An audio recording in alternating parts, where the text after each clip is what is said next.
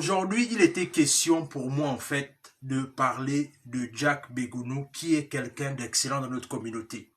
Alors, aujourd'hui, cette personne il va nous enseigner dans cette interview, en fait, comment est-ce qu'il est venu aux États-Unis en qualité de international student, ce qu'on appelle étudiant international. Il s'est fait un chemin à devenir agent dans les assurances, mais aussi c'est quelqu'un qui a découvert sa passion également, qui est un sommelier. Mais le truc, c'est que ce que moi je retiens avec Jack, en fait, c'est que l'émission a été longue, mais vous allez constater une chose, c'est que il y a beaucoup de choses que vous allez apprendre. Vous allez apprendre non seulement comment est-ce qu'on arrive aux États-Unis, on émigre dans la diaspora, avec les difficultés et les challenges qu'on peut rencontrer, mais qu'on peut aussi réussir. Et dans cette interview, Jack n'est pas allé en ne pas partager ce secret. Il a partagé beaucoup de choses et je pense que quand tu vas regarder cette interview, tu vas apprendre beaucoup de choses. Et non seulement tu vas apprendre beaucoup de choses, mais aussi, quelque part aussi, si vous êtes intéressé à vouloir vous former avec Jack, il donne aussi des formations pour quelqu'un qui veut devenir sommelier. Parce que peut-être qu'il n'a pas dit cela, mais le truc, c'est que c'est quelqu'un qui forme aussi des sommeliers. Donc, si tu veux devenir sommelier ou encore, tu veux apprendre davantage du whisky et tout ce qui va avec, dans cette vidéo, en fait, je vais mettre en barre de description tous les coordonnées de Jack pour que tu puisses rentrer en contact avec lui et que pourquoi pas il puisse t'enseigner. Si tu es nouveau sur la chaîne, tu t'abonnes, tu partages la vidéo autour de toi, tu laisses un like, tu laisses un commentaire et sur ce, on est parti. Salut Jack. Salut. Comment tu vas? Ça va. Ok, cool. Alors le truc c'est que moi je te connais déjà assez bien, oui. Mais l'audience ne te connaît pas assez. Est-ce que tu peux te présenter pour les gens qui ne te connaissent pas encore? Mon nom c'est Jacques Toyi Begedou. Togolais vivant ici au Nebraska. Je suis venu aux États-Unis quand j'avais 19 ans. Okay. Je suis venu en tant qu'étudiant et on suivi le parcours d'étudiant, chercher les papiers, finalement retourner à l'école, avoir un diplôme. Aujourd'hui, j'ai une agence, j'ai quelques business moi-même et père de famille. Ok, cool. C'est un peu, voilà. Là, ce qu'il faut comprendre avec Jack, c'est que, en fait, Jack est quelque part un peu le rêve africain de beaucoup de personnes qui viennent dans la diaspora. Donc, ce qu'on va faire, c'est qu'on va parler de ça en long et en large. Alors, Jack, le truc, c'est que tu viens ici en qualité d'étudiant. Mais, premièrement, j'ai quand même de te poser la question de savoir, dans quel contexte tu grandis au niveau du Togo, en fait? Bon, je viens d'une maison vraiment humble. Bon, humble dans le sens que j'ai grandi avec mon père, j'ai pas grandi avec ma mère. Donc mon père était un gars vraiment strict. L'école avant tout. Ouais. Et il n'y a pas de badinage ou ça. Je suis l'un des enfants qui n'a jamais eu l'opportunité de sortir avec les gars, faire ce que tu veux. Ouais. C'est toujours tu es à l'école ou tu es sur mon chantier en train de travailler. Donc le concept du travail pour le vieux est tout. Ouais. Je me rappelle dans le quartier, les gens m'appelaient Joe l'Indien. Parce que à tout moment de Tom Sawyer, Joe l'Indien, parce que j'ai travaillé tellement sur le chantier, le ciment était toujours sur mes habits. Donc, il disait hey, Joe. Donc, mon meilleur ami m'appelait toujours Joe. Il m'appelait jamais Jacques. Il disait Joe. Yeah. C'est comment? Donc, avec mon vieux, c'était tout doit être un prix à payer pour pouvoir accomplir ce que tu veux. Donc, j'ai grandi dans une maison comme ça. Je suis l'aîné de la maison, donc j'ai compris en tant que père de famille maintenant qu'il voulait être sûr qu'il a il voulait vraiment garantir que son premier aîné a une base solide pour le reste. On est 6, donc vraiment en grandissant, je voulais toujours parler aux gens. Naturellement, j'étais l'enfant qui perturbait les conversations des adultes. Okay. Et j'avais des cousins qui étaient déjà plus âgés que moi. Donc j'ai grandi parmi des gens qui étaient plus âgés que moi. Donc cette maturité, naturellement, est venue d'être autour des gens qui sont plus âgés que moi. Mais à 17 ans, je savais déjà ce que je voulais faire. Wow. Je savais que je ne voulais pas vivre au Togo. Je voulais quelque chose de différent. Et l'une de mes passions était toujours le théâtre et la chorale. Donc j'ai été dans le théâtre du lycée, du collège, du lycée, et j'ai même participé au au concours de théâtre de l'UNICEF. Oh.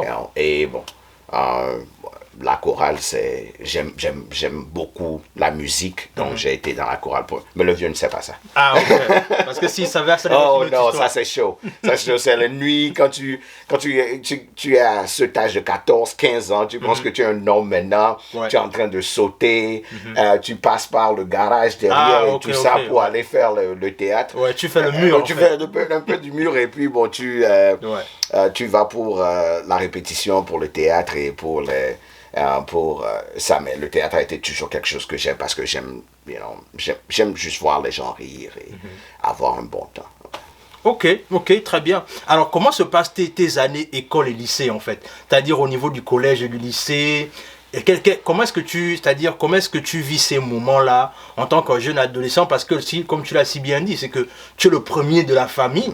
Ça veut dire que quelque part, il y a une certaine pression indirecte qui est sur toi, en fait. Vraiment, c'était... Bon, je peux honnêtement dire que la maison, c'était pas toujours facile. Yeah. Parce que le vieux, pour certains moments, n'était pas marié. Donc, tu es le seul et toute la pression vient sur toi. Yeah. Et comme je dis, dans ma maison, c'est... on nous a élevés à la militaire. Tu te levais à 5h30 du matin, tu laves la voiture du vieux, tu nettoies ses chaussures. Chaque dimanche, tu dois faire le repassage. Aïe. Et bon, les bougainvilliers sont sur le mur, tu dois couper ça. Toutes ces choses sont normales dans ma maison. Ouais. Yeah. Et après ça, on veut que tu aies 10 sur 10, 20 sur 20, toujours dans les 10 premiers de la classe. Ça, c'était toujours ce que tu vis. Comme un bon Africain, tu as une marâtre, 2 marâtres. Yeah. Ta situation n'est vraiment pas la meilleure parce que tu es en train de grandir autour d'une femme qui n'est pas vraiment ta mère. Ouais. Donc, j'ai toujours appris à être débrouillard. Yeah. Parce que tu dois toujours... Mais la seule manière de vraiment passer ces moments pénibles était toujours chanter et être content. Je me rappelle, il y a quelques mois de cela, une amie à moi avec qui on est allé au lycée, elle disait autour de moi et ma fille, elle disait à ma fille, tu sais, je n'aimais pas ton père quand on était au lycée. Alors, parce qu'on a fait la 5e jusqu'en terminale ensemble. Yeah. Elle dit, je n'aimais pas ton père quand on était à l'école. Et elle dit, pourquoi? Et elle dit, chaque matin, nous tous, on était fatigués, il est 7h, on doit aller à l'école, tout le monde à la mine, et ton père est en train de chanter très tôt le matin, en marchant pour aller à l'école. Et on se demandait, mais quel est le bon sens qui est en train de posséder ce gars de chanter très tôt le matin? Mais ce qu'il ne comprenait pas, c'est, en sortant de ma maison, pour moi, était une libération d'une prison. Wow. Je n'avais pas à repasser, je n'avais pas à laver le sol, je n'avais pas à m'occuper de quelque chose, à laver la voiture, à vacuumer quelque chose. Je n'avais pas toutes ces responsabilités. Ouais. J'étais un enfant pour un moment et je pouvais aller à l'école où je peux avoir un bon temps.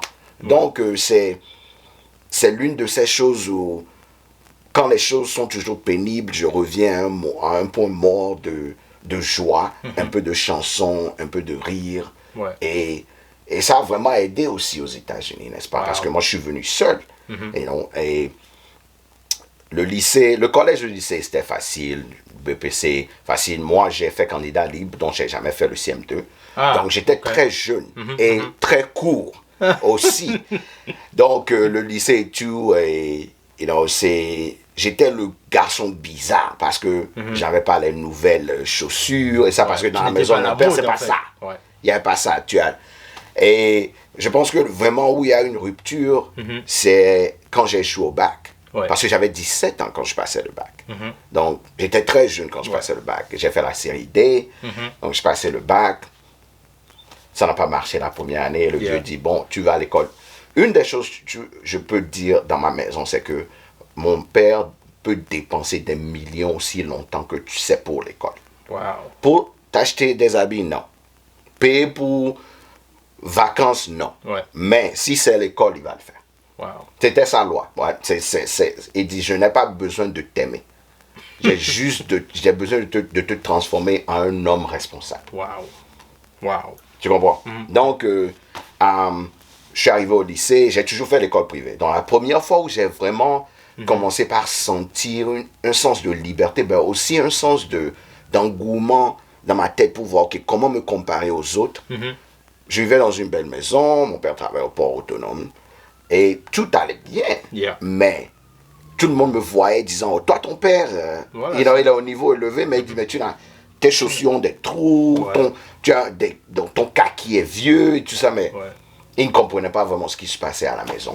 Donc, quand la deuxième fois que je passais le bac, c'est là où j'ai rencontré des gens qui vivaient vraiment dans la pauvreté, qui allaient à l'école publique, le lycée public. Et là, vraiment, j'ai compris que, ok, peut-être je suis dans une situation de privilège, mais une situation de même quand on pleure, on voit. Dans le sens que quelque chose qui se passe, mon père a créé un environnement où j'ai accès à une télé, j'ai l'électricité, on a de l'eau. Je ne suis jamais resté à la maison 1 ou 2 fois. Jamais dans ma vie où on est venu couper l'électricité à la maison. Jamais dans ma vie où, quand je ne mangeais pas, c'est que c'était la punition que je ne mange pas. C'est pas parce qu'il n'y avait pas la nourriture à la maison. Donc, c'est l'une des choses où j'ai vraiment compris qu'il y a des gens où ils buvaient le gari juste une journée et puis c'est tout. You know, j'étais dans la même classe que le gars où sa maman vendait le riz et l'haricot. Quand il finissait en classe, il allait aider sa maman pour ramasser les trucs. Donc, moi, je vis dans une maison calée, étage, rez-de-chaussée. J'avais pas de problème, mais je n'avais pas accès à l'argent, je ne pouvais pas sortir pour aller quelque part. Les gens avec les chauffeurs, mon vieux dit, même aussi longtemps que c'est moins de 1 heure de marche, il n'y a pas de problème. Abraham, il est 11, le numéro 11, tu dois marcher. Mais tu dis quelque chose d'intéressant, c'est que à un moment donné, le fait que pour toi tu chantes, c'était comme une forme de thérapie. Oui. Parce que le truc, c'est que, et je pense que c'est très important que tu nous reviennes un peu là-dessus, parce que, c'est-à-dire que donc, la chanson pour toi devient une forme de libération à cause de la pression que tu recevais à la maison, c'est ça? Oui, parce que tu as la pression, tu es dans une situation où le vieux t'a tabassé la nuit avant, et tu te réveilles le matin. Qu'est-ce que tu fais? Est-ce que tu continues par pleurer? Tu continues par te plaindre que... ma mère n'est pas là, si ma mère était là. Mais tu peux passer ton temps à faire toutes ces choses, mais depuis le bas âge, j'ai compris que je devais trouver quelque chose qui me rendait heureux, même si c'est pour un moment. Donc le théâtre était une des choses. Je pouvais jouer un caractère, je pouvais jouer une personnalité.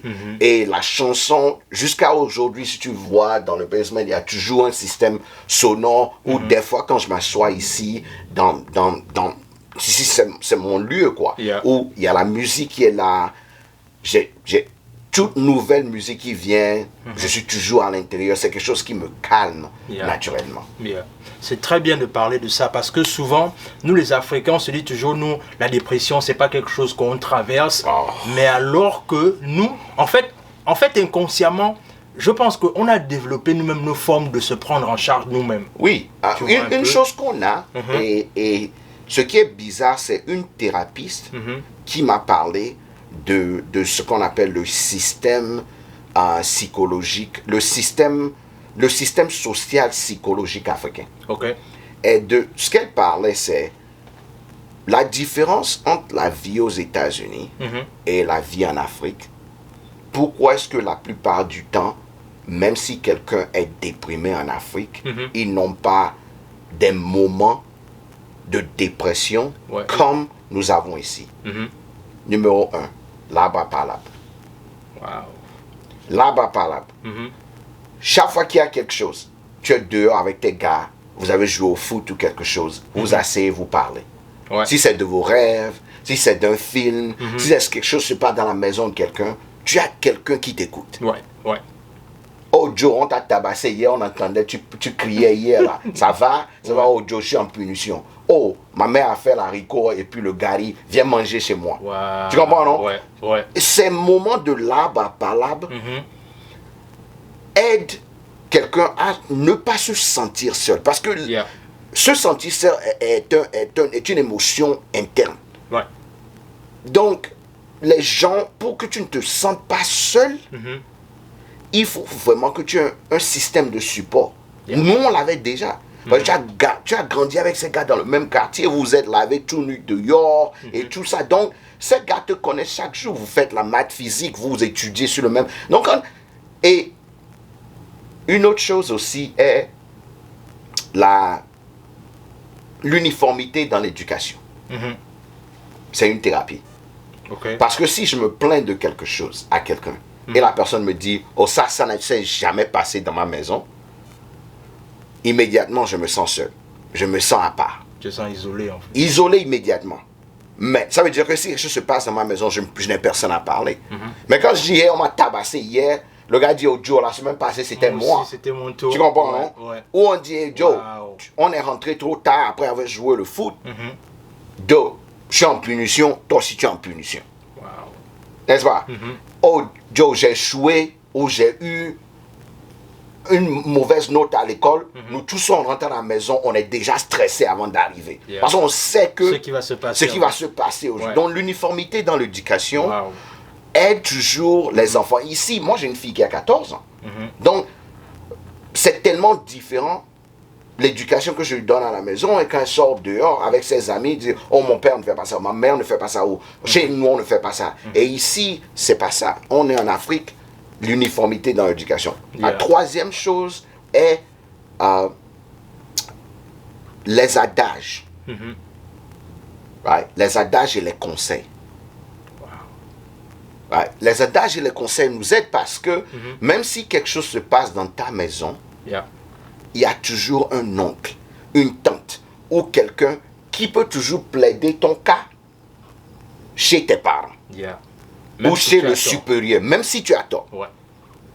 Donc, la formation sociale fait que même si tu dois te sentir seul, il y avait un moment où un de mes amis m'a dit « Mais Joe, pourquoi tu viens encore avec ton père? Tu devais sûrement aller vivre avec ta mère ou avec ton oncle ou quelqu'un. Et quand quelque chose se passe à la maison, on dit « Mais pourquoi tu essaies d'aller demander pardon à ton père? Appelle ton oncle, non?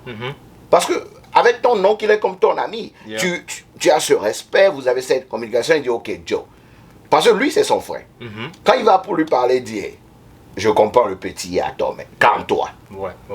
Donc, cette hiérarchie qu'on a, l'hiérarchie dans la famille, crée cette manière de voir les choses où tu dis, mais, attends une seconde. Si je devais être déprimé, c'est normal. Une dépression vient du moment où tes hormones et personnellement, tu te sens un peu plus en bas. Mais il y a toujours quelqu'un qui te dit, Joe, je sais que ça ne va pas, mais viens, on va aller jouer le foot. Joe, on va aller jouer le carré, on va aller jouer des billes. Oh, tu sais quoi? Et je parle aussi du fait que je suis plus âgé. En ce moment, ce n'est pas comme si on allait s'asseoir sur Facebook, on allait s'asseoir sur Twitter ou quelque chose. C'est, tu parles, vous discutez ensemble. Maintenant, au moins, tu as rien sur le groupe WhatsApp qui met quelque chose au moins de marrant où tu peux rire un peu en attendant. Wow. Tu sais, je n'avais pas vu cette philosophie-là comme ça. Mais en fait, je réalise que tu dis beaucoup de choses qui sont tellement pertinentes parce que ce qui se passe souvent, c'est que ce sont des choses... En fait, voilà, la question que j'ai envie de te poser, c'est celle de savoir, avec toute cette puissance de voir les choses, avec toute cette puissance de ne pas tomber forcément dans le suicide, bien que certains, malheureusement, franchissent ce pas-là, mais pourquoi à un moment donné, en fait, on n'a pas pu transmettre cette façon de voir les choses, même quand on a immigré, en fait? Pourquoi? La raison est que le changement d'environnement. Parce que ce que les gens ne comprennent pas, beaucoup d'amitiés, beaucoup de fondations s'effondrent quand tu viens à l'extérieur. 1, l'environnement. 2, nouvelle culture. 3, survie. Il n'y a aucun Africain qui vient à l'extérieur en mode peinard. Tout le monde vient, même les gens qui ont la green card, même les gens qui ont eu un visa, même les gens qui sont nés ici et ils viennent avec le passeport, ont toujours un moment de survie. Et quand tu es en survie, en mode survie, si vous comprenez vraiment le mode survie, imagine un chien dans un corner et il ne sait pas comment aller à gauche ou à droite. Un lion en cage. L'amitié, ça ne dit plus rien. La culture ne dit plus rien, l'éducation ne dit plus rien. Comment est-ce que je survis? Comment est-ce que je n'ai pas cette honte sur ma tête parce que je suis peut-être l'espoir de la famille? Yeah. Donc, la plupart du temps, cette survie force les gens à changer qui ils sont complètement. Juste pour s'adapter, oui. en fait, pour se faire accepter. Pour se faire accepter et même se trouver. Ouais. Parce qu'une chose est que l'uniformité qu'on a au pays nous aide à grandir dans notre culture sans problème. Mais ici, quand on vient à l'extérieur, tout le monde te rappelle qu'on est différent. Wow. Maintenant, où est-ce que tu vas trouver, toi, ta propre personnalité? L'individualité que tu as. Comment tu trouves ça? Ça prend un moment de recherche. Ouais. Ça prend du temps. Et pendant ce moment, les gens disent, mais moi, je ne comprends pas Warren, c'est quoi le problème? Il était comme ci, comme ça, comme cela au pays. Moi, je suis retourné. C'est là où je savais qu'il y avait une vraie différence. Je suis retourné au pays. J'ai fait 10 ans aux États-Unis avant de retourner au pays. Mon vieux n'arrivait pas à avoir une discussion avec moi plus de 30 minutes. Parce que immédiatement, il m'a appelé. Après 3 jours, on m'a appelé. Conseil de famille, 3 heures du matin. Qu'est-ce qui ne va pas? Il dit, c'est quoi ton problème, mon fils? Je dis, je ne comprends pas. Oh. Il dit, mais tu coupes court. Quand on dit quelque chose, tu ne dis rien. Tu regardes les gens en face. Comme tu es prêt à les tabasser. Oh. Oh, moi j'ai pris presque 50 kilos depuis que je suis parti au pays. Donc quand ils me voient déjà, j'arrive, on dit, mais c'est que c'est la guerre? Ou tu n'es juste pas content d'être à la maison? J'ai dit non. Parce qu'il me connaissait en tant que cet enfant de 19 ans qu'il a laissé partir aux États-Unis. À 29 ans, presque à 30 ans en ce moment. Tous les parlables qu'ils sont en train de faire, j'ai déjà trouvé la solution il y a 5 minutes. Donc, pourquoi on est en train de parler pour 2 heures de temps à propos de la même chose? J'ai oublié qu'au pays, nous pouvons faire toute une délibération, on peut écrire toute une philosophie autour d'une seule chose qui se passe. Malgré qu'on connaît la réponse au début. Et moi, j'ai dit non, la réponse est ceci, évoluons, moi je rentre. Voilà. Waouh. Là, c'est un choc culturel. Culturel. Ouais, pour eux, ils vont dire que, mais on ne reconnaît plus Jack, là. Qu'est-ce qui se passe? Une des choses, c'est quand ils sont en train de parler, au pays, un signe de respect de ne pas regarder la personne à qui tu parles en face. Aux États-Unis, ça, c'est un signe de honte ou de mensonge. Donc, je te regarde quand tu me parles. Et le gars dit, mais c'est quoi la pression, mon frère? Pourquoi tu me regardes comme ça? Comme si je ne me donne pas de respect, comme si tu es prêt à me gifler. Donc, ces petites choses qu'on a comme individualité maintenant, c'est comme le vieux se réveille dans sa tête. Oh, je vais aller réveiller le gars là. Non, il est dans ma chambre, je suis là, je suis en train de voir quelque chose. Il dit, mais tu te réveilles, tu ne sors pas. Il dit, non, j'ai quelque chose à finir ici. Je vais faire ma méditation et tout, et je viens. Dans sa tête, c'est quoi ce gars-là? C'est comme s'il est en train de redécouvrir son propre fils. Wow. Ok, très bien. Vraiment, cette émission-là est vraiment remplie de bonne sagesse et on avait besoin de ça dans la chaîne. Alors, le truc, c'est que après, ce qui se passe, c'est que tu décides de venir aux États-Unis, c'est-à-dire tu as eu le bac. J'ai eu le bac. Voilà. Et comme toute personne au pays, après le bac, si tu vis dans une maison où il y a un peu d'argent, on essaie de te trouver une solution. Ok. D'éducation. Maintenant, tu viens aux États-Unis en qualité d'étudiant international. Comment ça se passe? C'est-à-dire les démarches, l'arrivée aux États-Unis, les premières années aux États-Unis, comment ça se passe? Moi, je suis venu en 2004. Donc, c'était un peu plus archaïque en ce moment que maintenant. Aujourd'hui, tout le monde peut aller sur Internet, envoyer quelque chose. Ça, moi, en ce moment, tu vas à l'ambassade, tu prends l'application, ils doivent vérifier que tu as fait. Moi, je suis allé pour 6 mois, j'ai fait l'école américaine, juste pour avoir un niveau d'anglais qui marche. À cause de la chanson, j'étais déjà confortable en anglais, mais je voulais vraiment, le vieux dit, hey, ça aide à avoir les choses, comme tu n'as pas fait le TOEFL, et tout ça. Des fois ici, tu dois faire le TOEFL, tu dois montrer ceci, cela. Tu fais l'application, et aussi, tu dois demander autour, où est-ce que les gens vont? Où est-ce qu'on donne le visa? En ce moment, en 2004, tout le monde, la seule université que tu entendais, c'est Bellevue University. Oh, ok. Université de Bellevue. C'est là où tout le monde va. Donc, qu'est-ce que tu fais? Tu choisis l'université où tout le monde va. Wow. J'ai choisi l'université où tout le monde va, j'ai appliqué, on a fait le bac et tout ce que j'avais, je mets. Et bon, par la grâce de Dieu, ça a marché. Et je suis venu ici. Mais quand tu viens, tu as peut-être assez d'argent pour le premier trimestre. C'est tout. C'est la réalité, man. Le premier trimestre, après ça, tu dois te débrouiller. Wow. C'est-à-dire, maintenant, quand tu arrives là comme ça, tu es maintenant là, tu es dans le système, et que tu commences à comprendre comment ça se passe. Alors, bien sûr, parce que déjà, quand tu regardais sur les choses, au pays, on dit quoi, tu dois avoir assez d'argent dans ton compte pour un an. Ok, le vieux a ça dans son compte, mais ça ne veut pas dire que c'est pour toi. N'est-ce pas? Donc, tu arrives là, tu es déjà là, et quand tu arrives maintenant, on te demande, mais où tu vis où? Ouais. 2 semaines avant que tu me dises aux États-Unis, on dit, mais tu vas vivre où? L'école dit, oh, tu peux vivre dans nos chambres, mais nos chambres sont à $1,000 ou à $800 le mois. Wow. N'est-ce pas?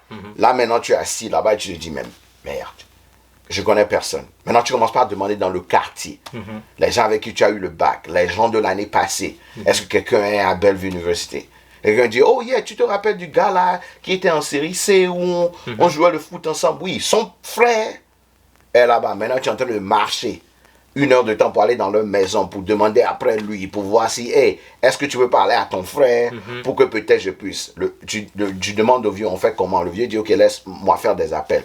On dit, il y a quelqu'un ici qui veut donner une faveur. Tu connais personne. Moi, quand je venais, j'étais un des gars que je connaissais, qu'on a fait le collège ensemble, était déjà venu 1 année avant moi, parce que moi j'ai échoué au bac, lui il a eu le bac en ce moment. Donc, je lui ai envoyé un email 2 semaines avant que je venais. Il dit, tu peux rester ici, mais c'est temporaire. Ouais. Je suis arrivé ici, le gars était dans la chambre avec 3 personnes. Oh. Donc, il y avait un canapé, 2 places. Donc, le gars, un canapé, 2 canapés. Moi, je suis dans le canapé. Déjà, après 2 semaines, dans la 3e semaine, il dit, ok, on fait quoi? L'école va commencer bientôt, on doit te trouver quelque part. Donc, lui aussi, il commence par parler, parce que c'est devenu maintenant entre Africains que tu connais ou que tu as rencontré dans ton bureau. Il appelle 2, 3 personnes, il dit, il y a une chambre qui est libre, 3 chambres salon, il y a une chambre qui est libre, voici combien tu as payé. Et là, on rentre dedans, voilà. Tu vas maintenant te trouver une chambre et tu es là. Comment tu fais? Tu fais pour aller manger, qu'est-ce que tu fais? On s'en fout. Mais à l'époque, là, quand même, est-ce qu'il y avait un service là où la communauté africaine, quand même, essayait de te prendre? Il n'y a pas ça? Non. Wow. Nous avons créé ça. Parce que une des choses qui s'est passée, c'est que c'est 2004, entre le début de 2004 jusqu'à la fin, été 2005, était une vague spéciale d'élèves qui sont venus. Donc, une des choses qu'on a faites, c'est que nous tous, on était vraiment Togolais. Il y avait beaucoup de Togolais. On était dans la cafétéria ensemble. On a commencé par se parler. On dit, oh, tu connais celui-ci? Oh, je suis allé à l'école avec toi. Et on dit, mais on devrait garder un groupe d'amis ensemble. On devrait, et maintenant, c'est devenu un network qui t'amène où tu peux chercher un boulot. Comment trouver une transportation pour le boulot, parce que au Nebraska, pas comme à New York où tu peux aller sur le train. En 2004, quand tu dis tu veux travailler quelque part qui est à 30 minutes, c'est impossible d'aller. Donc mon premier boulot c'était à McDonald's, comme tout le monde. Tu marches 15 minutes, 20 minutes, tu es là. Et l'hiver arrive. Wow. J'ai jamais conduit la voiture du vieux. Dans la maison du vieux. Wow. Certains viennent ici, oh, je conduisais la voiture de mes parents, j'ai mon permis et tout. Moi, ce n'était pas le cas. C'était pas le cas. J'attendais la nuit pour que les gens reviennent du boulot, pour leur demander pardon de me laisser rôder un peu dans le parking lot, dans le parking de notre appartement pour pouvoir essayer de savoir. Et ça, j'ai fait ça pour 3-4 mois. Et maintenant, je n'avais pas encore de voiture, mais j'ai peut-être assez d'argent pour la moitié de l'écolage et payer le loyer. Mais si je ne vais pas au boulot, je ne peux pas payer le loyer. Mais l'hiver est là. Wow. Là, le choix est fait. Non, maintenant, tu dois changer de boulot pour trouver quelqu'un qui vit dans l'appartement là-bas pour pouvoir t'amener au boulot même. Et tu dois être dans le même shift que la personne, pour pouvoir aller au même moment. Mon Dieu ou le Dieu que je prie était sûrement bon, parce que quand je cherchais un nouveau boulot, je parlais à un gars qui était là-bas, qui lui venait d'arriver les premiers 6 mois, et lui m'a dit, oh, je travaille en ce chiffre-là et tout, moi j'ai déjà mon permis, on va ensemble. Je suis allé, j'ai eu le boulot, et qu'est-ce qui se passait, c'est quand tu vas avec lui, comme je voulais rôder, au retour, il me laissait conduire pour revenir à la maison. Donc c'est là où vraiment j'ai mis la pratique pour pouvoir me préparer à aller prendre le permis de conduire. Permis de conduire, chaque fois que tu allais prendre le permis de conduire, tu devais prendre la voiture de quelqu'un pour aller faire le permis de conduire. Moi j'essaie 4 fois avant d'avoir mon permis de conduire. Waouh, 4 fois. 4 fois. Ça. Donc quand les gens parlent d'échec, pour moi l'échec n'est pas quelque chose d'étrange. C'est un ami intime. Waouh, très, très, très, très intéressant. Tu as raison de le rappeler. Alors, le truc, c'est que quand tu... on va dire ça comment? C'est-à-dire, maintenant, quand tu es à l'université, quelle est la branche quelle est ta filière que tu décides d'étudier, non, en fait? mais tu suis la vague. Et c'est ce que je dis à tout le monde. C'est tout Africain qui vient en Europe, aux États-Unis, juste à l'extérieur, ne fait que suivre une vague. C'est rarement que tu trouves quelqu'un qui dit je sais exactement ce que je veux faire et je vais dans la filière. 2004-2005, tout le monde voulait faire computer networking. Donc, qu'est-ce qu'on fait? Tout le monde va vers la même filière. Moi, je suis entré dans la classe de programming. C'était comme on parlait du charabia. Je ne savais pas ce qui se passait là-bas. Mais ma classe de communication, ma classe de business. Actuellement, j'ai pris une classe en été en ce moment avec un professeur qui me disait tu es sûr que tu ne fais pas le public speaking, que tu ne parles pas aux gens d'habitude? Et j'ai dit, pourquoi? Il dit, j'aime ta manière de présenter.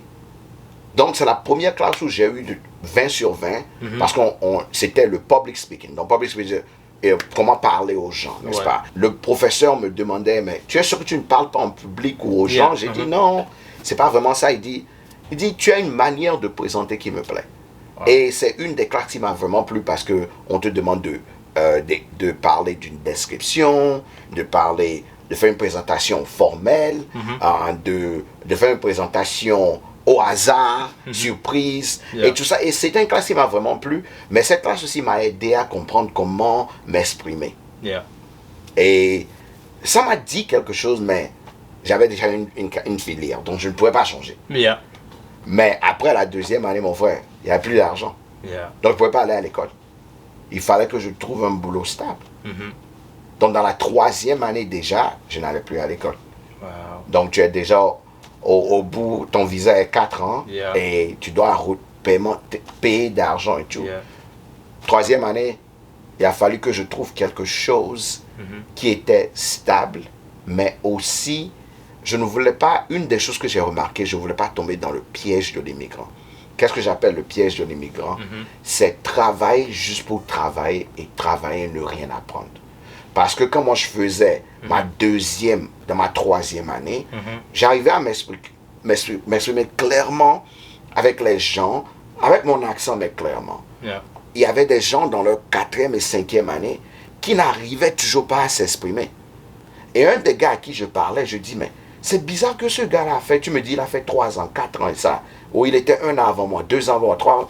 C'est quoi le problème? Et il dit, petit, moi je suis ici, ça fait presque 10 ans. Tout ce que je peux te dire, c'est, si tu ne comprends pas la langue, n'essaie pas d'aller chercher l'argent. Donc, comprends la langue. L'Américain aime que tu t'exprimes bien. Tu ne peux même pas écrire. Mais si tu peux communiquer, tu as plus de chances de réussite que la personne qui veut juste être, comme on nous a appris au pays. Tu peux écrire tout, faire les maths physiques, mais tu ne peux pas parler à quelqu'un et t'exprimer. Donc, c'est une des choses qui est restée dans ma tête. Donc, qu'est-ce que j'ai décidé en ce moment? J'ai dit, je vais aller travailler dans un moment. Et l'une des choses qui m'a dit, va travailler dans une station d'essence. Oh, ouais, parce que là-bas, tu es en contact avec les gens.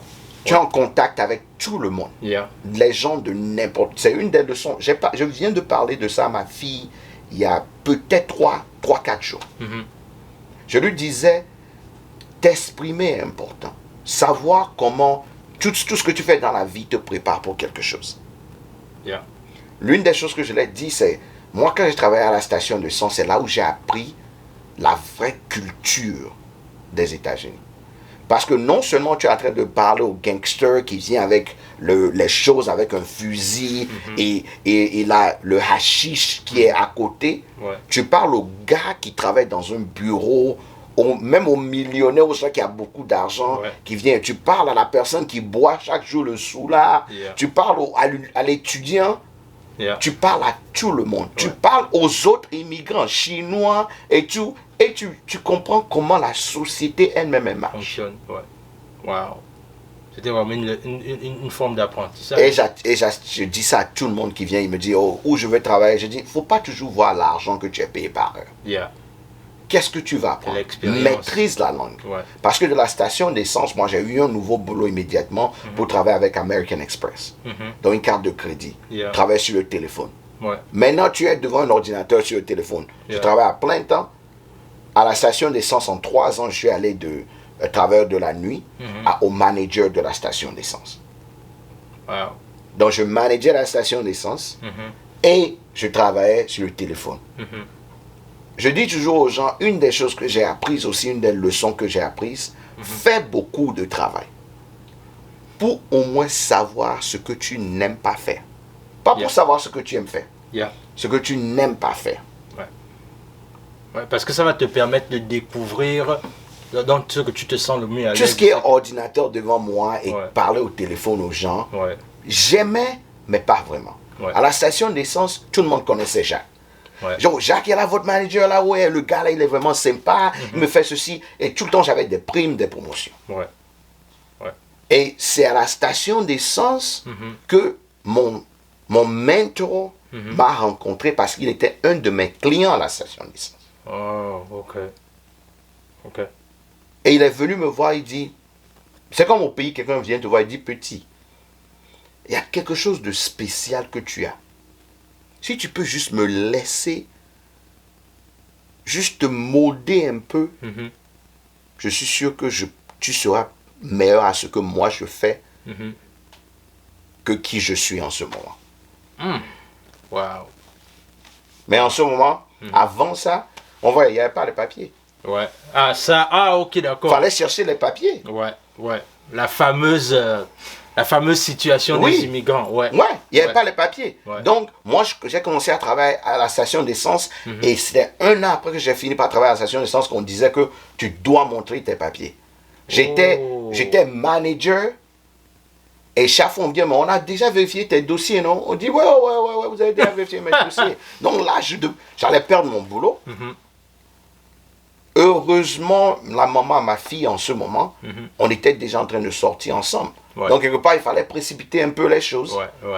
Donc, quelles sont les 3 manières d'avoir un papier? Et tu as la green card parce que tu as joué la loterie visa, ou tu es marié, ou tu travailles pour une compagnie qui sponsorise tes papiers. C'est les 3 manières. Après ça, peut-être tu es un réfugié d'un pays de guerre, qui n'est pas toujours garanti. Ouais, bien sûr. Sur les 3 manières garanties, c'est tu te maries à quelqu'un, tu es venu, tu as joué la loterie visa, ou tu travailles pour une compagnie qui dit tu es tellement intelligent, on a besoin de toi ici, donc on va sponsoriser tes papiers. C'est tout. Donc il a fallu, on se marie. Moi je suis marié très jeune. Je suis marié à 23 ans. 22 ans et demi, 23, qu'est-ce que je connaissais? Vraiment. Juste parce que, wow, oh my God, ça... J'avais ma fille à 24 ans. Hey. J'avais 23 ans et demi, 24 ans, et ma fille était née. Tu t'es embarqué dans un truc que tu ne comprenais même pas. Si quelqu'un me demandait en ce moment, rappelle-toi, j'ai parlé de survie. À 24 ans, qu'est-ce que je sais d'être un père? Moi qui n'ai même pas pris un bébé au pays. Tu es même encore en train de te découvrir toi-même. Moi-même. Je ne sais même pas qui je suis. Survie. Wow. Survie. Tu es en train de survivre. Et je peux te donner un exemple de tous ceux qui ont parcouru le même parcours que j'ai suivi. Parce que nous tous, à l'université, quand nous étions des amis, c'est la même chose. J'étais le premier à avoir un enfant. dans nos 10 qui étaient là-bas. L'un était le premier à avoir son diplôme. Il vient d'une famille un peu plus aisée, on l'aidait avec la famille. Le premier le premier à avoir ses papiers. Wow. Là, tu te demandes, ok, comment toi tu as fait? Un d'entre nous, quand nous on est venu la première année, quand on parlait déjà, lui s'est marié la deuxième année en même temps. Donc, lui, c'était un missionnaire. Lui, il n'a même pas regardé l'école, il est allé directement pour les papiers. Ouais. Mais c'est lui qui a plus de diplômes que nous aujourd'hui. Wow. Mais qui est le premier à avoir un travail du bureau. Il y a toujours quelqu'un qui fait ça et tu vois, oh, et maintenant vous parlez. Yeah. Il y a un système de support. Yeah. Oh, comment toi tu as fait tes papiers? Oh, Joe, j'ai fait ceci, cela. Ok, bien noté. Je prends, je vais. Un autre dit, comment tu... Et en ce moment, déjà, on pensait à comment on peut créer quelque chose qui peut aider les autres qui sont comme nous. Et en ce moment, en 2009, 2008, 2009, on a créé Togolese Connection. Ok. Et notre motto en ce moment était « Nous réussirons et nous aiderons nos frères à réussir ». Wow. Parce qu'on savait déjà qu'il y avait un problème qui manque. Yeah. Les gens qui réussissent n'aiment pas aider leurs frères à réussir. C'est ça, man. C'est ça. Et on était peut-être 13 en ce moment, mais jusqu'à aujourd'hui, tous les 13, je peux te dire que nous tous, nous sommes dans des situations où je peux prendre le téléphone, appeler, dire Joe, il y a une situation, on a besoin de se voir pour se régler. Ça se passe comme ça. Cool, très bien. Et on fait la même chose pour les gens. Tu connais au moins 4 personnes qui sont dans le groupe. Joubel est l'une des personnes qui étaient dans le groupe. Oh, wow. Il y a une raison pourquoi quand Joubel fait quelque chose, il sait qu'il y a toujours quelqu'un ou une communauté derrière lui. Yeah. Et ça a commencé depuis ce temps-là. Depuis quand on était tous étudiants sans papier. Et jusqu'à aujourd'hui, quand un immigrant a un problème, nous sommes les premières personnes qui disent qu'est-ce qu'on va faire? Quelle solution on trouve? Wow. Et c'est la raison pourquoi on a créé un cercle au Nebraska où on disait si tu étais immigrant dans notre situation et tu venais au Nebraska aujourd'hui, est-ce que c'est possible de t'établir 10 fois plus rapidement que nous? Et en ce moment, je peux dire oui. Parce que quand tu viens, on a des Togolais ou des immigrants qui ont des appartements, sont propriétaires d'appartements. Donc, tu peux parler à quelqu'un qui peut t'héberger. Ouais. 2, on a des Togolais ou des immigrants africains qui sont des managers dans les McDo, dans les stations d'essence. Donc, tu peux trouver un boulot en même temps. Yeah. 3, on a des Togolais qui sont dans le domaine bancaire, assurance et finance. Ouais. Donc, tu as où ouvrir ton compte, acheter une voiture et même assurer ta voiture. Ouais. On a des Togolais qui travaillent maintenant dans les universités qui peuvent te dire quelle est la meilleure passion ou partie à prendre. Ouais. On a changé la vague. Quand les gens viennent maintenant, moi je vois certaines personnes, je dis, oh, il vit, ça fait longtemps que tu vis ici. Non, ça fait peut-être 6 mois. Je dis, en 6 mois, tu as déjà voiture, tu sais là où tu vis. Tu as déjà ceci, tu sais même comment avoir tes papiers. Yeah. C'est le changement. Ouais, vous avez vraiment ouvert la porte. Tu vis par exemple, et tu changes la manière où les autres doivent venir derrière toi. Yeah. Wow. Très bien. Alors, maintenant, on va passer à une deuxième étape qui est maintenant ta profession. Parce qu'après, on a une autre étape là où Jack va un peu nous faire découvrir un peu sa passion au-delà de sa profession. Parce que c'est quelqu'un, comme je disais, qui a beaucoup de facettes. Et on va tout faire avec le peu de temps qu'il nous a consacré. On va tout faire pour aller un peu vite pour qu'on puisse avancer dans cette interview. Alors, Jack, tu décides de te lancer dans ta profession. C'est-à-dire que tu parles de computer science. Après, à la fin, tu deviens agent en assurance. C'est-à-dire, il y a un grand fossé entre le computer science et l'agent en assurance. Qu'est-ce qui te fait choisir ça, en fait? Donc, rappelle-toi, 3 ans, 4e année, je viens d'avoir ma green card. Je n'ai pas encore ma nationalité. Et quelqu'un vient dans ma station d'essence, il me dit, il y a quelque chose d'intéressant, je veux que tu me parles. 3 mois après, la personne revient, me dit la même chose. 3 mois après, la personne vient encore et dit, mais mon frère, donne-moi au moins 30 minutes. Rappelle-toi, j'étais père de famille avec un enfant de moins de 2 ans. Yeah. Et il dit, viens juste t'asseoir et te parler. Amène ta famille avec toi. Et cette personne me dit, ton habilité naturelle de parler aux gens est tellement extraordinaire que toi-même tu ne le sais pas. Ce que je veux que tu saches, c'est que je vais te faire une promesse. Je sais que tu ne me connais pas, tu ne sais pas qui je suis. Mais je vais te faire une promesse. Je vais commencer, ça fait 6 mois que j'ai quitté la Floride, je suis au Nebraska, j'ai eu une opportunité d'ouvrir une agence. Je veux que tu viennes travailler avec moi. Tout ce que je te demande, c'est arrête tous tes boulots et concentre-toi à travailler avec moi. Si à la fin de l'année, de tes 1 an de contrat, tu ne vois pas une amélioration dans ta vie, je vais te payer la différence de ce que tu faisais et ce que tu es en train de payer. Tu es d'être payé aujourd'hui ou je t'offre comme salaire. Hey. J'ai dit, mais le gars, il est fou. En ce moment, l'enfant à ma fille, en ce moment, me dit, mais non, tu as déjà un boulot, tu es bon là-bas.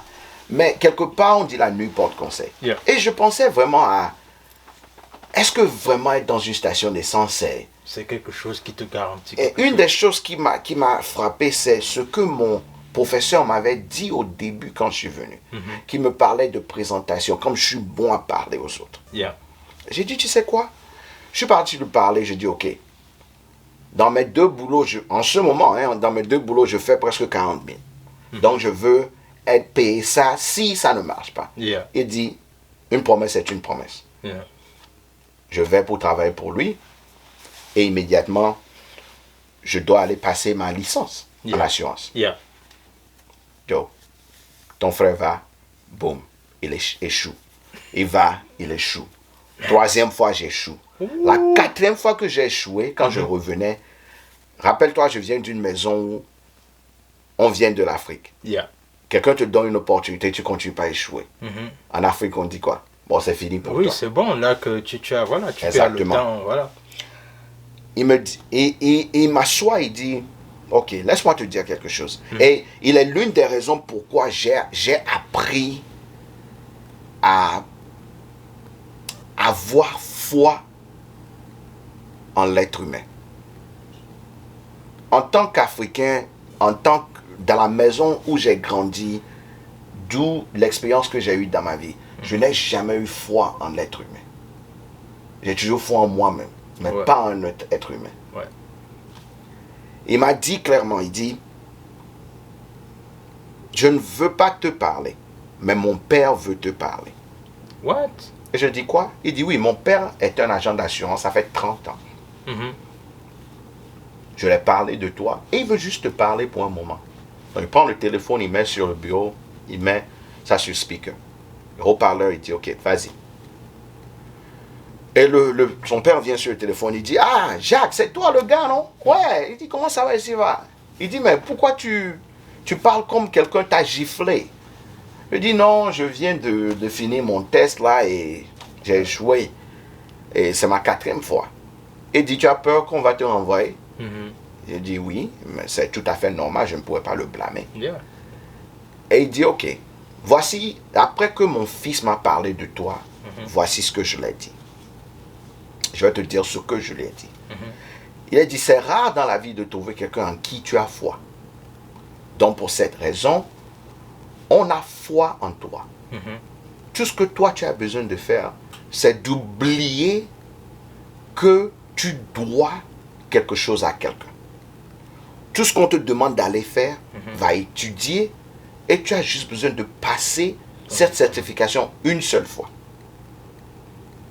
Et après ça, on pourra te montrer la voie du succès. Et une autre chose qu'il a dit qui est très important, il dit, en tant qu'un nègre, il n'a pas dit un noir, en tant qu'un nègre, un jeune nègre aux États-Unis, ce que tu dois savoir, c'est que l'opportunité ne nous est jamais donnée.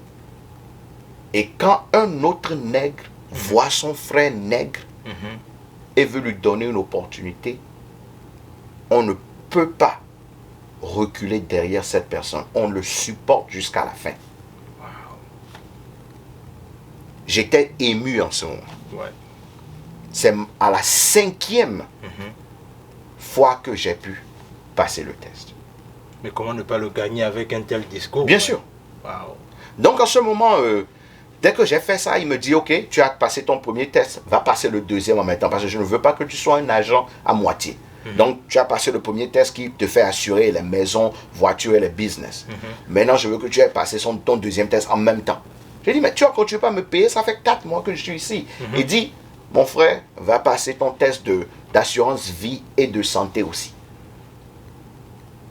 Ok, je vais, pour certaines raisons, avec cette joie interne que j'ai, je passe ce test en même temps. Wow.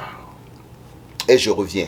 Première année, je suis l'un des producteurs d'assurance dans son agence. On nous donne déjà des prix. Deuxième année, déjà des prix. Troisième année, on va pour aller prendre les prix. Et il dit, quand on finit de prendre les prix, on va prendre un pot au bureau. On va pour prendre un pot au bureau. Et il dit, laisse-moi te rappeler quelque chose.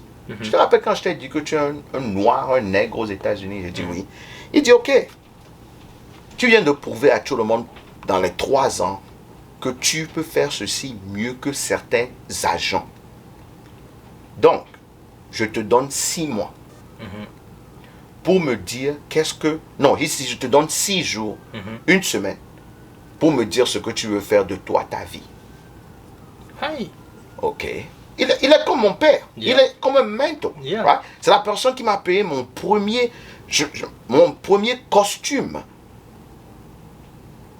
Une veste et pantalon, c'est la première personne qui m'a pris et amené chez un tailleur et dit, j'ai vécu avec mon père toute ma vie. Wow. Ça ne s'est jamais passé. Il dit, voici un costume, tu dois être professionnel. Va t'acheter des pantalons, chemises. Parce que j'ai travaillé à une station d'essence. Station d'essence, je n'avais pas besoin de. Yeah. C'était l'uniforme. Yeah. Donc, je rentre à la maison, je suis troublé. Mais qu'est-ce que j'ai fait de ma vie et tout. Mais j'aime l'assurance, non? On fait quoi alors? Je reviens. Une semaine passe, il dit, ok, une semaine est passée, on dit quoi? Je dis, je pense que je vais continuer en assurance. Je vais travailler pour toi pour le reste de ma vie. Il a ri tellement il est tombé par terre. Il dit, c'est impossible. J'ai dit quoi? Il dit, c'est impossible. Il dit, une des règles qui a fait que les nègres aux États-Unis sont devenus des hommes libres, c'est qu'ils ont tué les gens qui étaient leur master. Wow. Tu dois tuer ton master. Ouais, tu dois te libérer en fait. Exactement. Waouh. C'est profond, hein? Et j'ai dit, quoi? Pour une seconde, je n'ai pas enregistré. Like, kill your master. J'ai dit, mais de quoi ce gars-là parle? Il dit, non, libère-toi. Il dit, ici, je t'ai mis sur la coulisse. Tu dois maintenant évoluer. Il dit, même les petits oiseaux doivent éventuellement apprendre à voler. Yeah. Wow. Il dit, tu es confortable ici. C'est pourquoi tu dis que tu veux travailler pour moi pour toute la vie. Mais il dit, c'est pas la raison pourquoi je voulais que tu travailles pour moi pour commencer. Yes. Donc, on est là. Et il dit, une des choses que tu dois savoir, l'éducation est toujours la base. Tu es bon à ce que tu fais, mais si aujourd'hui tu veux aller ouvrir une agence, on va donner l'opportunité à un blanc qui n'a pas de diplôme. Mais toi, le noir, on va vouloir que tu aies un diplôme avant que tu le fasses. Donc, l'école que tu as arrêtée, va trouver une solution à ça pour te préparer à être le meilleur dans ton domaine. Yeah. Donc, mon frère, j'étais retourné à l'école. J'avais déjà, 2 ans d'éducation et j'ai appelé Bellevue. J'ai dit, qu'est-ce que je fais avec ceci? On dit, on a un système accéléré. Pour 15 mois, tu peux aller dans un diplôme de sciences en business. Tu as déjà assez de crédit pour avoir un mineur en computer science. Mais avec 15 mois de formation, tu peux avoir ton bachelor ou ta licence en sciences de business. Ok. C'était les meilleurs 15 mois de ma vie. Ouais, parce que là, c'est comme tu es comme un phénix qui renaît de ses cendres, en fait. Je pratiquais ce qu'on me demandait d'écrire. Yeah. Wow. Chaque leçon pour moi était une journée de ma vie. Wow. Excellent, man. Excellent. C'est les meilleurs 15 mois de ma vie. Ça, wow. Alors, le truc, c'est qu'après, tu décides de devenir un agent de... Bien sûr, j'ai mon diplôme, maintenant Voilà. je travaille pour lui. Non, actuellement, je n'ai pas décidé d'être un agent. Après que j'ai eu mon diplôme, il dit, OK, tu as 6 mois, j'applique pour devenir un agent. On me met en mode d'attente. Ouais. Il dit, OK, mon mentor me dit, tu as 6 mois. Si on ne te donne pas ce 6 mois, je vais te renvoyer. Parce que tu dois savoir exactement ce que tu veux faire. Je dis, mais tu me renvoies pourquoi? Il dit, il y a un jeune homme aussi qui vient. Tu dois l'entraîner pour qu'il prenne ta relève. Wow. J'ai dit, Wow. OK. J'ai mon diplôme. 4 mois passent, on ne m'appelle pas toujours.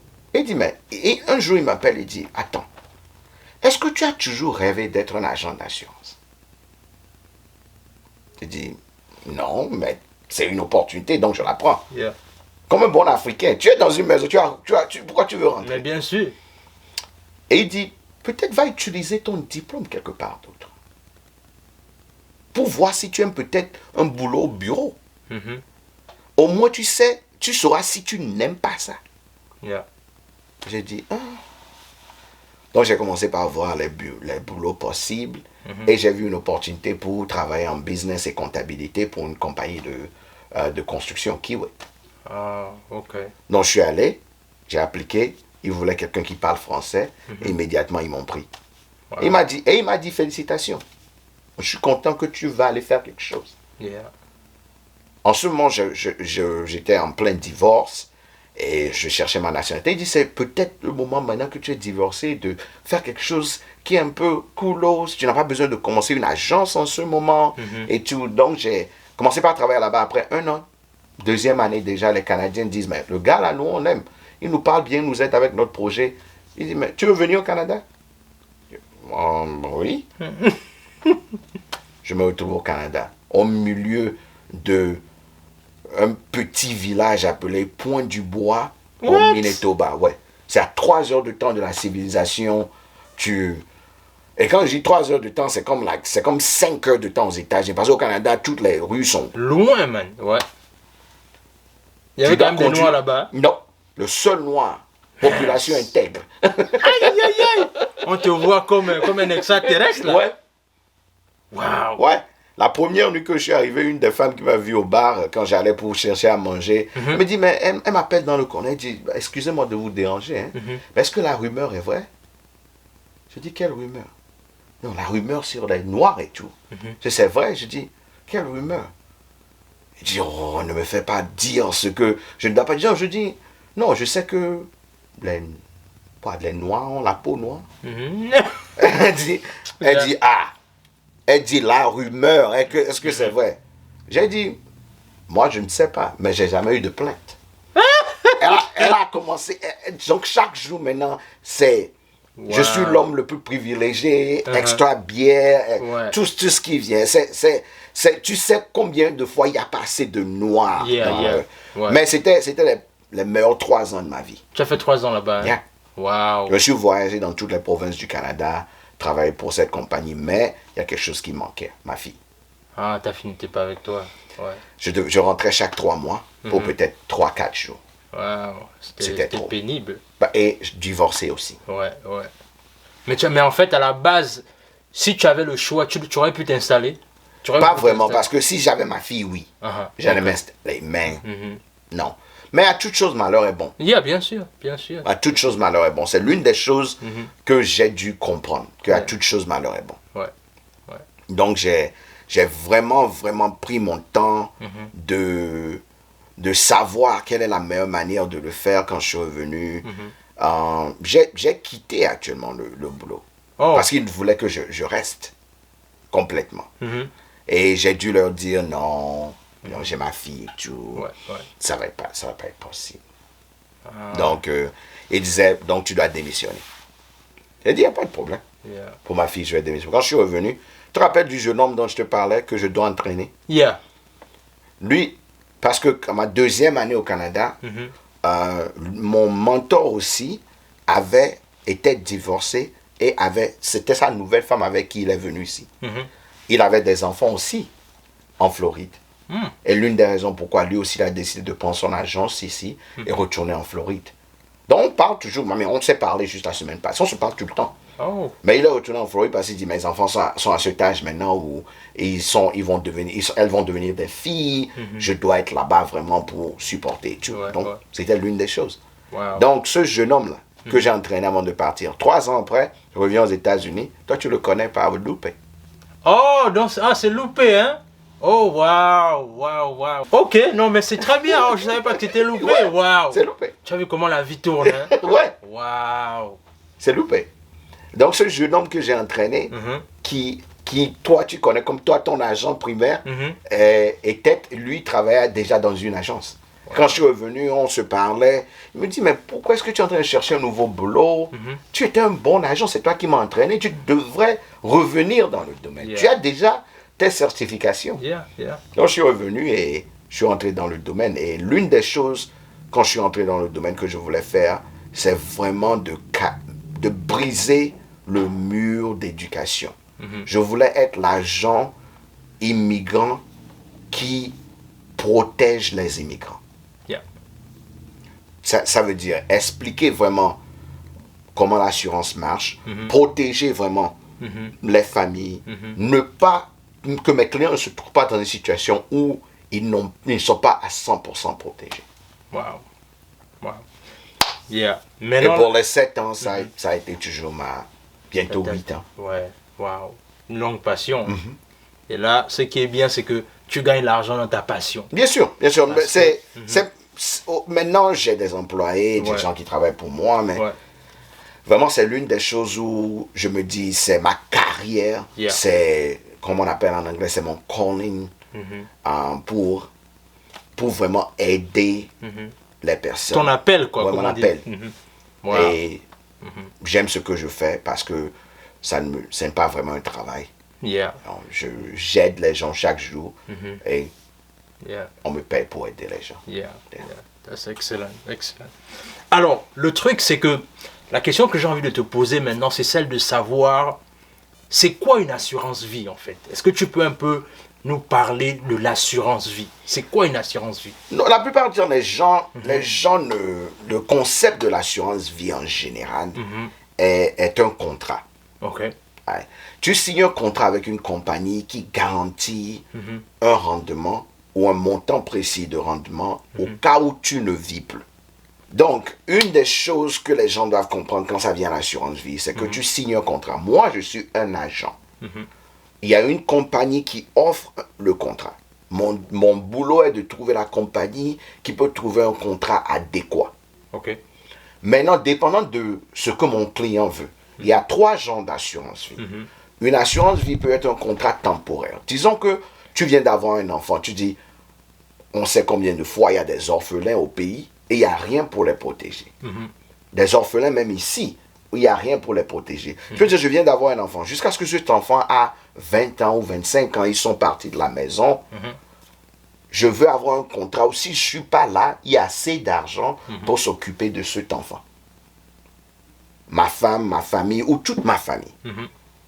Donc, tu achètes une assurance vie qui est un contrat entre toi et la compagnie. Maintenant, tu as un contrat entre toi et une compagnie qui te dit, on t'offre ce montant que tu as ajouté. Tu dis, ok, tu sais quoi, si je ne suis pas ici, ma maison coûte peut-être 50 000, mon enfant a besoin d'éducation, ma femme aura besoin de quelque chose pour vivre, peut-être j'ai besoin de 100 000.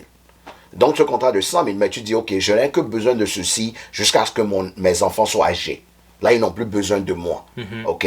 Donc, tu peux signer un contrat de 20 ans. Tu veux dire, mais j'ai besoin d'être protégé jusqu'à la retraite. La retraite ici, systématiquement, elles sont en 2 ans. Donc, tu peux signer un contrat jusqu'à l'âge de 62 ans pour dire, jusqu'à cet âge, jusqu'à ma retraite, si quelque chose se passe, occupez-vous de ma famille avec ce montant particulier. Donc, ça, c'est le premier genre de contrat que je vais. Certains peuvent dire, tu sais quoi, j'ai besoin d'un contrat pour qu'on puisse m'enterrer. Parce que peut-être je ne veux pas être enterré aux États-Unis. Je veux qu'on m'enterre au pays. Le transport pour amener quelqu'un au pays aux environs de 20 000 $. Donc, tu peux acheter un contrat garanti pour toute la vie. Donc, quel que soit ce qui se passe, quel que soit au moment où ça se passe, c'est déjà garanti. Ce montant va s'occuper de moi. Ok. Tu peux acheter le même contrat pour dire, ça c'est l'héritage que je veux laisser à mes parents. Ok. Ou à ma famille. Ils appellent ça whole life ou universal life. Ok. Mais maintenant, par exemple, si par exemple quelque chose t'arrive et que tu as pris le contrat là où on va s'occuper de tes funérailles, est-ce qu'il y a une certaine déduction qu'on va donner à ta famille après tes funérailles par Ouais, exemple? on le donne le montant exact. Ok. Si ton funérail a coûté 20 000 et tu as un contrat de 100 000, ça veut dire que les 80 000 vont à ta famille. Ok. Ok, d'accord. Alors, le truc, c'est que qui est éligible pour l'assurance vie, en fait? La plupart, presque tout le monde qui vit sur le territoire des États-Unis est éligible. Mais il y a des petits caveats. Ok. La grande partie des gens, il y a 3 choses qui affectent l'assurance vie. Qui tu es. Les hommes ou femmes. Les hommes sont plus chers que les femmes. Ok. À cause de le calcul de la mortalité. Les femmes vivent plus longtemps, donc le risque de mortalité est plus faible que les hommes. Deuxième, tu dois vivre sur le territoire américain, avoir une green card ou être résident permanent ou avoir un permis de travail. Ça, c'est ça. 3, ta santé. Quelqu'un qui a une santé nickel peut même avoir un contrat moins cher. Comparé à quelqu'un qui a peut-être des problèmes de santé déjà. Parce que on ne disait pas, quand tu es déjà... on n'est pas un médecin après la mort. N'est-ce pas? Donc, quelqu'un qui a un problème de santé, déjà en ce moment, on est un peu sceptique. On a des problèmes. Donc, je dis toujours aux gens, le plus tu es jeune, le plus rapidement tu devrais avoir une assurance vie. Parce que l'âge aussi compte. Le table de mortalité. Mortalité est sexe, âge et durée. Donc, sur 20 ans, ta mortalité, ou sur 30 ans, ta mortalité est calculée. Quelqu'un qui a 20 ans ou 25 ans qui achète une assurance vie, le même contrat, toi qui as 40 ans, tu vas payer presque le double ou le triple de ce que ce jeune homme paie parce qu'il était jeune quand il a acheté. Et le prix est garanti quand tu l'achètes. Waouh. Alors, le truc, c'est que par exemple, si tu es étudiant, est-ce que tu peux garantir, est-ce que tu peux avoir une assurance? Aussi longtemps que tu as un numéro de sécurité sociale, tu peux. Ah, ok. L'important est d'avoir un numéro de sécurité sociale. Ok. Donc, c'est toujours possible.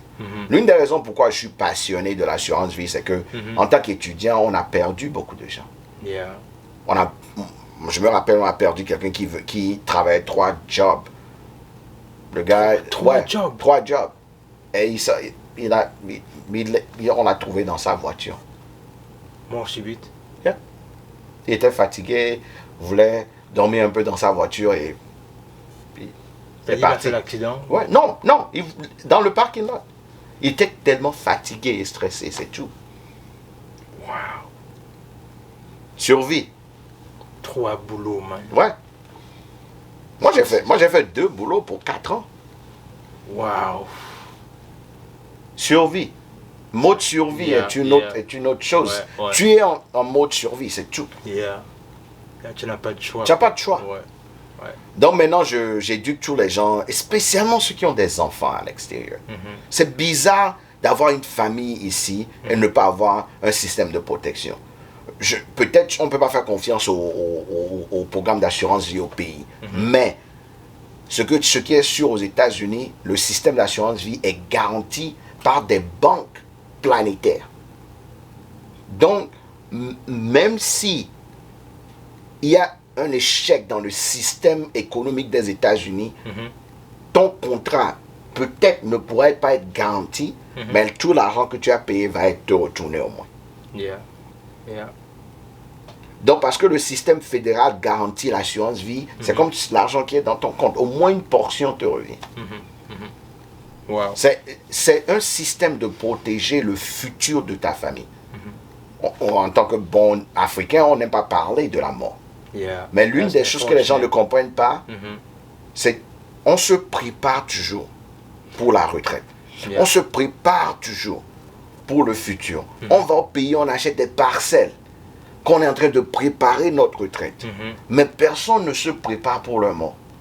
Tu sais, c'est étrange que tu parles de ça parce qu'une fois, j'avais parlé de ça à une sœur africaine. Et le truc, c'est qu'elle m'avait carrément dit en fait que non, Dieu me protège, moi je suis pas dans ce genre de choses-là, c'est pas mon truc, machin. Et c'est juste dommage, en fait. Donc, quand Dieu te protège, on ne meurt pas. Je te dis, man. C'est l'une des choses que je demande. Rappelle-toi, j'aide beaucoup de clients. Et la grande partie, moi, j'aime les clients récalcitrants. Ouais. La raison pourquoi, c'est parce que j'aime savoir toujours quelle est l'objection dans ta tête qui te dit de ne pas faire ceci pour toi. Parce que quelqu'un va me dire, oh, je dois avoir l'assurance pour ma voiture parce que je conduis. Mais c'est parce que, pourquoi est-ce que l'État ou le gouvernement te requis d'avoir une assurance? Yeah. Pourquoi? Pourquoi on te force de faire quelque chose qui est juste une pièce de machinerie? Wow.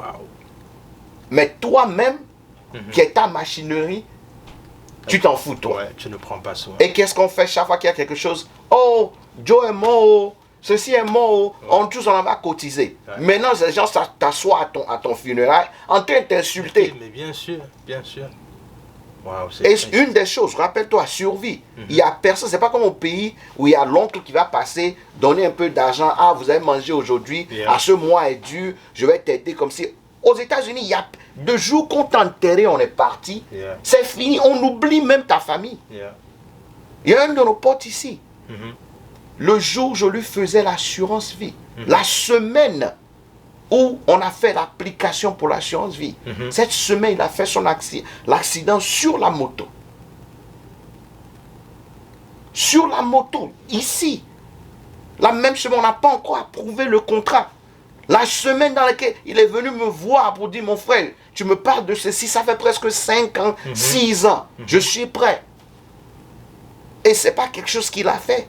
C'est une voiture qui est venue, boum, passer. Tu comprends?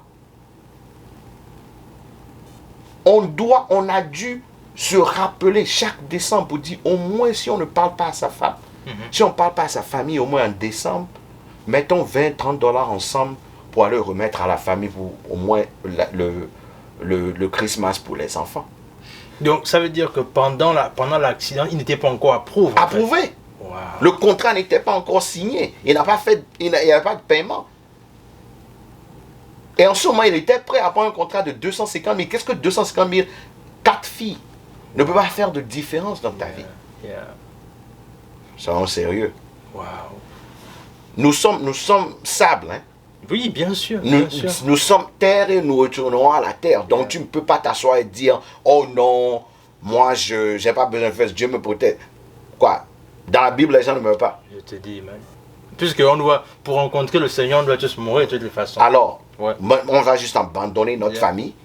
Les gens dépensent l'argent sur des choses vraiment impossibles. Et quand tu leur poses la question, pourquoi est-ce que tu n'as pas protégé tes arrières, premièrement, ils vont te dire, ah, on m'a dit au pays, je dois acheter cette parcelle et faire ceci, construire ceci. Mais, garantis que tu ne vas même pas passer du temps dans la parcelle là, dans la maison là, où tu as mis toutes tes économies. Peut-être une fois, chaque 5 ans, tu vas dans la maison là. Et qui vit là-bas, les gens même qui s'en foutent de toi. Wow.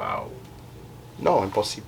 Wow. C'est-à-dire, et toi, en tant qu'agent, quelle est l'histoire, ou encore, quel est depuis que tu es agent, bien évidemment, quel est le cas, quelque part, qui t'a le plus troublé, en fait, depuis que tu es agent de real estate? Non, je peux te donner plusieurs cas. Je te donne le cas de mon ami qui... Et ça, c'est quelqu'un que je connaissais. Moi, l'autre cas, et je dis, on peut toujours donner plusieurs cas où ça n'a pas marché. Moi, laisse-moi te donner un autre cas qui est mieux. Un de mes amis a amené son père ici. Le gars papa a fait 6, 7 mois, 8 mois ici. Ok? Se réveille, le matin, le vieux dit, j'ai passé trop de temps ici, je pense que je vais rentrer. Il va rentrer un peu.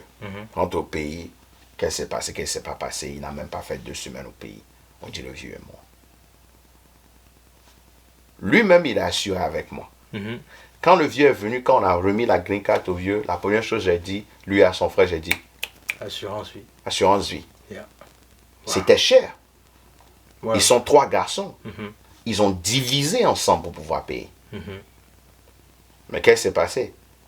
Mais les gars sont partis enterrer leur père dignement. En fait. Dignement. Ouais.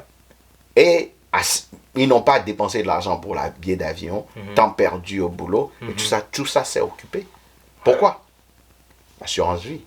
C'est pas beaucoup, mais ça s'est occupé de tout. Ce que les gens ne comprennent pas, c'est, spécialement les gens qui ont leurs parents ici, c'est comment on va te narguer au pays quand tu dois enterrer tes parents.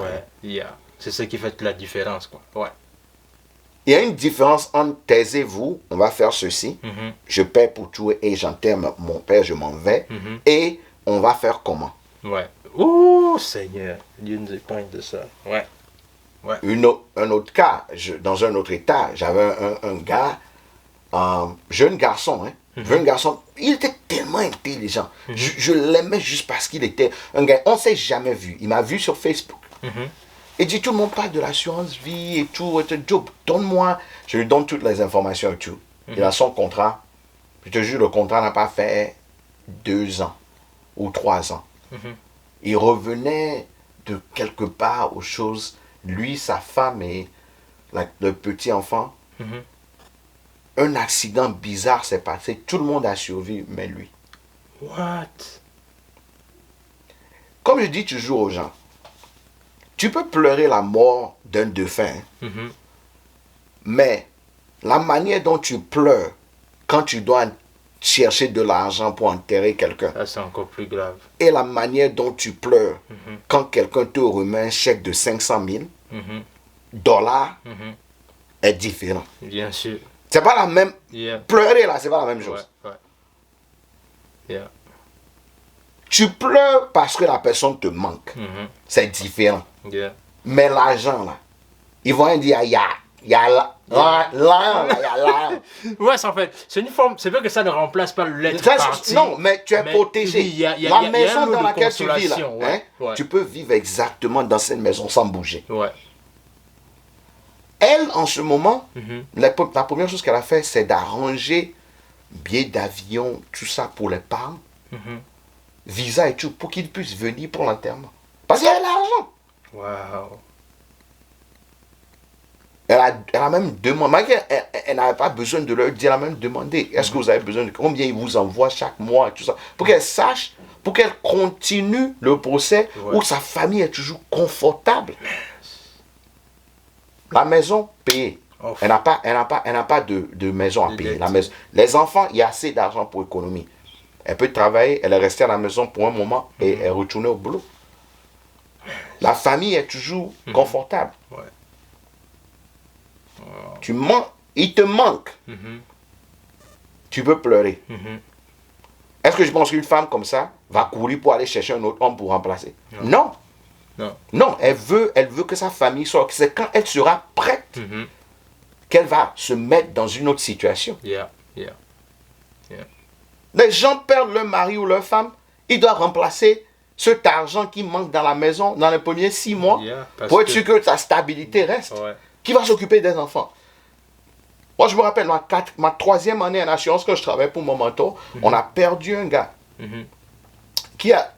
C'est quand il était mort qu'on a su même qu'il avait 2 familles. Mais c'était un acteur. Mais la raison pourquoi, c'est parce que lui, il travaillait comme trucker, donc il conduit les trucks dans tous les États. Il a 2 familles différentes. Donc, là où nous on a su, c'est qu'il avait 3 contrats d'assurance différents. Donc, quand on voulait remplir les papiers, et j'étais nouveau en ce moment, moi je ne savais pas, j'ai mis tous les contrats à l'intérieur parce que la femme appelait, il est décédé, donc je remplissais les papiers avec tous les contrats. Ce que je n'ai pas prêté attention, c'est que juste un des contrats, sa femme ici est la bénéficiaire. Ah, le reste là, c'est pour d'autres. C'est d'autres. Donc, même quand tu as un contrat, tu peux choisir qui peut avoir une portion du contrat. Donc, c'est pas forcément que tu vas dire, ma femme doit avoir tout. Non. Tu peux dire, je veux spécifiquement que ma soeur est ceci, ma maman est ceci, ma femme est ceci. Donc, tu peux séparer. Donc, quand tu vois maintenant 2 personnes qui sont venues et tu mets le contrat et après on dit, non, on doit modifier le choix. Elle dit, mais comment modifier? Alors, n'est-ce pas qu'il a juste un contrat? Et c'est là on dit, non, que l'autre contrat là, c'est pas toi la bénéficiaire. Elle dit, qui est la bénéficiaire? Il ne peut pas te dire, madame. Wow. Et c'est là où tu découvres que lui, il a planifié sa vie. Donc, famille numéro 1, famille numéro 2, ils sont tous OK. Wow. Ça, wow. Le truc, c'est que maintenant, quand quelqu'un, par exemple, comme tu as pris l'exemple, quelqu'un décède au pays et qu'il a, par exemple, fait l'assurance vie ici, ça veut donc dire quoi? Ça veut dire que même s'il est au pays... L'assurance vie te suit partout. Ah, ok. Wow, c'est des choses que je ne savais pas. L'assurance vie te suit partout. Parce que tu étais résident américain ou citoyen américain quand tu l'as eu. Ok. Par exemple, aussi, j'ai aussi entendu une autre genre d'assurance, tu pourrais éclairer avec moi, c'est qu'il y a aussi la partie là où, par exemple, si par exemple quelqu'un a une medical condition, parce que tu vois, c'est-à-dire une condition médicale, et que par exemple, on te dit que le seul assurance qu'on peut te couvrir, c'est le cas où quelque chose doit t'arriver, par exemple dans un accident, ce genre de... Est-ce que tu peux un peu bien expliquer cela? Donc, c'est l'assurance qui est souvent donnée par les banques ou ton credit union. Ok. Donc, les banques, même au pays, je crois qu'il y a ça aussi. Ils appellent ça accidental death policy. Ce que ça veut dire simplement, c'est que ta mort doit être classifiée accidentellement. Ces contrats coûtent moins cher. Parce que les gens viennent me voir et disent, mais Jacques, ma banque me dit que je peux avoir l'assurance vie pour $2 pour un contrat de 100 000. Pourquoi toi tu me dis que pour un contrat de 100 000, je dois te payer $25 Et je dis, oui, légalement, ils peuvent l'appeler une assurance vie, mais ce n'est pas une assurance vie, parce qu'il y a une condition sur comment une assurance vie, aussi longtemps que dans les premiers 2 ans, tu n'as pas décidé de te suicider, ils vont payer pour n'importe quoi qui te passe. Mort subite, mort maintenant, mort naturelle, ils s'en foutent, ils vont payer. Ce contrat dit non seulement rien ne peut t'arriver, donc une mort naturelle est exclue. Tu dois mourir accidentellement et classifié accidentellement. Donc ce qui veut dire quoi? À moins qu'il y a ta voiture a fait 2 tonneaux, 3 tonneaux, où on classifie ceci en tant qu'accident, tu vas juste avoir le cancer et mourir et puis on dit oh il est mort d'une mort naturelle, on dit ah ok non. Donc tu dois mourir accidentellement. Ils savent que la probabilité, parce que le prix de l'assurance vie est calculé sur la probabilité. La probabilité que tu meurs par accident est fine.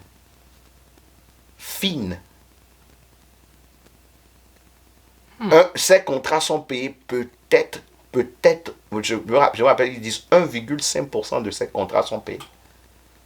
Contrairement à 10 à 15% des contrats d'assurance vie qui sont payés. Ah, ok, d'accord. Donc, ça veut dire quoi? Ça veut dire que, par exemple, si quelqu'un, par exemple, on l'a diagnostiqué avec une medical condition, c'est-à-dire, et qu'il veut prendre une assurance vie normale, quelles sont les étapes qu'il doit prendre en fait? Tout dépend de la condition. Il y a des compagnies qui vont te permettre d'avoir l'assurance vie, mais avec réserve. Donc, tu peux pas, si quelque chose t'arrive dans les premiers 3 ans, ils vont payer juste une portion. Dans les premiers 5 ans, ils vont payer une portion. Dans les 10 ans, ils vont payer la totalité. Des compagnies ils peuvent te donner juste l'accident. Donc, ils vont dire que oui, on peut te poser, mais ça doit juste être accidentel. Il y a cette option aussi. Il y a d'autres compagnies qui peuvent t'assurer normalement, mais ils peuvent doubler, quadrupler le prix. Ils disent oui, ta condition, parce que, again, probabilité. Donc, ils vont dire, oh, on a eu des clients de ta condition qui vivent pour des années. Donc, on peut toujours te donner l'assurance vie, mais à cause de ton risque, si le contrat normal est $20, pour toi, ça va être $100. À prendre ou à laisser. Donc, tout dépend, chaque condition est spéciale. Dans certains cas, ils peuvent te dire, on ne peut pas le faire maintenant, mais il faut que tu donnes 5 ans ou 6 ans, spécialement quand ça vient au cancer. 5, 6, 7 ans où tu n'as rien, ok, là, on pourra maintenant te considérer. Ah, ok. Très bien, c'est bien que tu puisses éclairer ça parce qu'il y a beaucoup de personnes, souvent ils sont un peu confus là-dessus. Alors, le truc, c'est que maintenant, là, on a fini de parler de sa profession et tout ce qui va avec. Là, maintenant, en fait, la deuxième partie de l'interview, maintenant, on va parler de sa passion, c'est-à-dire, est-ce que tu peux nous rappeler c'est quoi encore ta passion? Être sommelier. Sommelier. Voilà. Alors, le truc, c'est que ce qu'on va faire, c'est que on va se balader dans sa cave. Il va un peu nous parler de ce quoi être un sommelier, mais aussi, il va un peu nous parler un peu de sa passion. Parce que, comme je disais, c'est quelqu'un qui est non seulement agent dans les assurances, mais également qui est aussi une passion et qui va nous faire découvrir en fait. Donc, sur ce, on se dit à tout à l'heure. Alors, comme je disais, ici on est dans sa cave, c'est-à-dire que voilà, c'est quelqu'un qui est vraiment passionné de tout ce qui concerne l'alcool. Voilà, il va un peu nous raconter pourquoi est-ce qu'il est passionné par l'alcool. Voilà, on va un peu parler de ça, on va un peu parler de... Parce que le truc, c'est qu'il y a un concept qu'on appelle être un sommelier. Et on voit là son diplôme ici sur, voilà, sur le cadre. Donc, voilà. Alors... Donc voilà, tous sont vraiment, j'ai l'impression que Jack, si tu veux là, tu peux organiser, je sais pas, tu peux organiser carrément une boîte de nuit ici, là où tout le monde sera, voilà, tout le monde va être bien là, comme on dit au pays. Donc c'est ça en fait. Bon, voilà, il y a là aussi les collections et tout ce qui va avec, voilà quoi. Il y a aussi ici, waouh, c'est tellement. Alors le truc c'est que tu vas te mettre là, même là. Voilà, le truc c'est que Jack, c'est quoi être un sommelier en fait? Qu'est-ce que ça veut dire concrètement? Quand quelqu'un te dit par exemple que je suis sommelier, sommelier ça veut dire quoi? Un sommelier est un expert en bonne boisson. Okay. La plupart du temps, les sommeliers, le titre sommelier est attribué aux gens qui connaissent le vin. Parce que c'est francophone, mais dans les derniers 6 ou 7 ans, le titre sommelier a été divisé entre les gens qui font ce qu'ils appellent les vins et aussi les spirits, tout ce qui est distillé, vodka, gin, whisky et tout. Donc pour la plupart du temps, quand tu dis que tu es sommelier, tu peux dire je suis un whisky sommelier. C'est ce qui veut dire que je suis un expert en whisky, je peux te donner... le système, la manière dont le whisky est fait, la provenance du whisky et aussi de dire comment déguster le whisky de la même manière que on te dira quand ça vient au vin, la provenance, le vignard et l'année et comment déguster. Donc moi, cette passion est venue dans le monde du business. En tant qu'agent, tu rencontres des gens et tu commences par parler des choses. Tu dois avoir quelque chose de spécifique. Être immigrant est bon, mais qu'est-ce qui capture l'audience? Souvent, dans le business, tu dois parler avec les gens où vous devez golfer. Et quand tu arrives au golf, tout le monde a une bouteille impressionnante. C'est le sac de golf et la bouteille dit qui vient sur le golf. Et quand tu commences à parler aux gens, mon mentor en ce moment, quand il m'apprenait à golfer, il me dit, tu dois comprendre que dans le golf est le lieu où on fait le business. On tisse des relations. Et la meilleure manière est, peut-être tu es bon au golf. Et il me dit, toi tu es horrible. Donc, c'est pas ton forté. Mais où tu amènes la meilleure bouteille. Donc ce que j'ai commencé par amener, c'est amener de petites bouteilles, quelque chose, de faire mes petites recherches. Mais ça, c'est il y a presque 10 ans de cela. Donc, aussi longtemps que j'ai continué par faire ça, j'ai commencé à comprendre que les gens étaient vraiment intéressés à chaque bouteille que j'aime. Ils veulent que je leur en parle et tout. Mais j'ai jamais pris ça comme quelque chose. C'était quelque chose qui était bon parce que j'aime, comme j'ai toujours dit, j'aime le sourire. Voir les gens avoir juste fun. Et le plus ça a commencé, les gens commençaient par m'inviter pour dire hey, je vais faire une fête là. Est-ce que tu penses que tu peux amener, me dire, me guider? Mais il y a 3 ans cela que j'ai pris ça vraiment sérieusement. Parce que on était dans une pandémie, je suis à la maison, je faisais rien. Et un de mes amis m'a dit, Joubel, m'a dit, mais mon frère, tu fais ceci chaque jour. Pourquoi est-ce que tu ne fais pas ceci professionnellement? Les gens font ceci sur YouTube, les gens font ceci. Donc, j'y ai pensé, j'ai décidé, tu sais quoi, oui, je vais le faire professionnellement. Donc, je suis venu dans la profession d'éducation de whisky et d'éducation de comment dégustation et tout. Je voulais un nom qui était ordinaire, mais qui aussi était un peu diagonal à être un noir. C'est le moment aussi aux États-Unis où on avait des problèmes avec la police et tout. Et je voulais vraiment un nom qui était différent. Aux États-Unis, quand tu dis le hood, tu parles du ghetto. Tu parles de lieu où il y a assez de noirs. Et tout ce que je disais, c'est que non seulement je voulais représenter que je suis un noir qui vient dans le domaine où prédominant blanc, mais je veux aussi qu'ils sachent que je suis sophistiqué au même moment. Yeah. Donc, je ne voulais pas juste être le whisky sommelier, je voulais être le hood sommelier. Okay. Donc, du bandit au docteur, moi, je veux éduquer tout le monde. Yeah. Si quelqu'un pense que tu es ghetto ou tu es noir, tu ne peux pas venir dans ce cercle, moi, j'amène tout le monde. Donc, je suis en train de construire mon propre hood. Yeah. Donc, dans le domaine, maintenant, on me connaît comme hood sommelier. C'est le sommelier du hood. Je parle à tout le monde. Donc, j'ai eu mon expertise de l'école d'éducation de whisky de London. Donc, c'est là où j'ai eu ma certification. Donc, ils appellent ça WSET. Yeah. Deuxième niveau. Donc, le troisième niveau, je dois le faire à l'extérieur des États-Unis. À cause de la pandémie, je n'ai pas encore fait, où tu deviens expert sommelier en whisky. Okay. Mais avec ce niveau, j'ai commencé par travailler avec beaucoup de... Je ne sais pas comment ça a fait, hein, sur Instagram, j'ai commencé par poster mais quand je fais mes dégustations, les notes et tout, les gens commençaient par me suivre. Yeah. Et beaucoup de gens commençaient par me suivre juste pour savoir de quoi. Et tout le monde me dit, hey, tu sais qu'on aime vraiment ce que tu fais, tes reviews que tu fais sur YouTube, on les aime vraiment. Et en 2 ans, j'ai 14 000 personnes qui me suivent sur Instagram. Très bien, très bien. Et presque 3 000 personnes qui me suivent sur YouTube. Wow, et quoi, 6 000 personnes sur Facebook. Wow.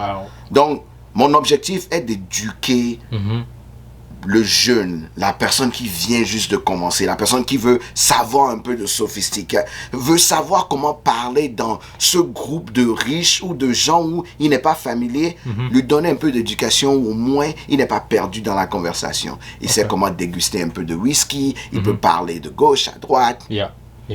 Ok, très bien. Alors, le truc, c'est que, est-ce que tu entrevois emmener le concept au niveau de l'Afrique, en fait? Bien sûr. Bien sûr, donc je suis en train de parler avec 2 ou 3 organisateurs qui font des lunchs et des semaines de la diaspora où des gens viennent de l'Europe, où ils font des activités. Je veux montrer aux Africains comment déguster le whisky. Le rêve est de créer une distillation de whisky au pays. Très bien. Où on peut avoir le premier whisky africain. Mais pour l'instant, si tu ne montres pas aux gens comment déguster, si tu peux amener le produit, comment est-ce que les gens peuvent le faire?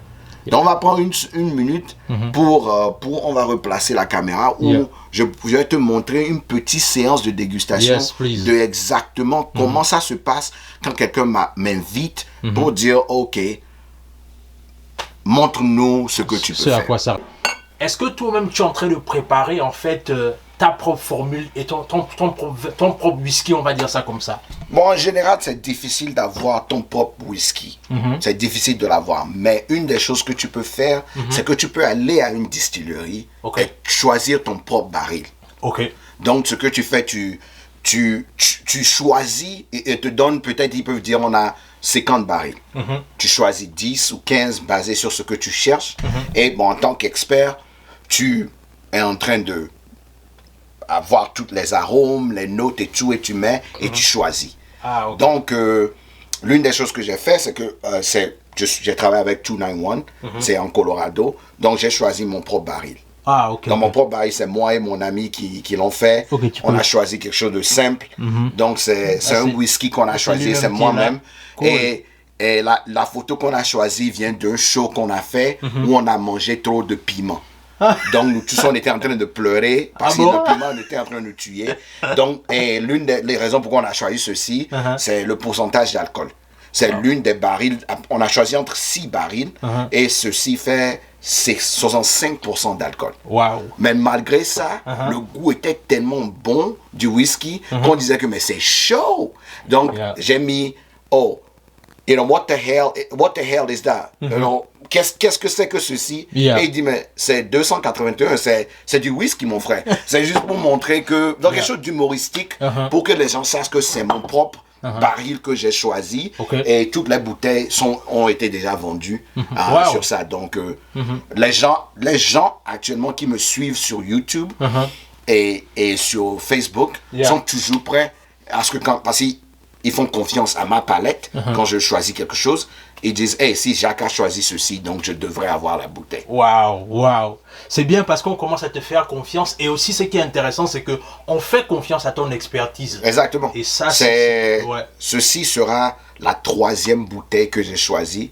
J'ai 2 autres que j'ai fait l'année surpassée. Mais souvent, je le fais toujours pour aider les autres. Ah, okay. Donc, tous les revenus vont à aider une cause pour les immigrants. L'année surpassée, je l'ai fait pour aider les gens qui travaillent dans la restauration parce qu'une personne ne travaille en ce moment. Ouais, c'était la pandémie qui frappait là, ouais.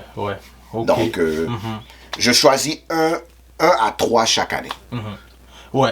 En préparant cette interview, dernière question rapidement comme ça, en préparant cette interview, hier tu disais en fait qu'il y a quelqu'un qui t'avait contacté pour une séance de dégustation. Oui. Alors comment, c'est-à-dire que, parce que oui, les gens te payent déjà pour faire pour déguster. C'est-à-dire comment ça se passe concrètement une séance de dégustation? Ça dépend. La plupart du temps, j'ai des classes déjà qui sont là. Ah, ok. Donc j'ai Bourbon 101, le Bourbon.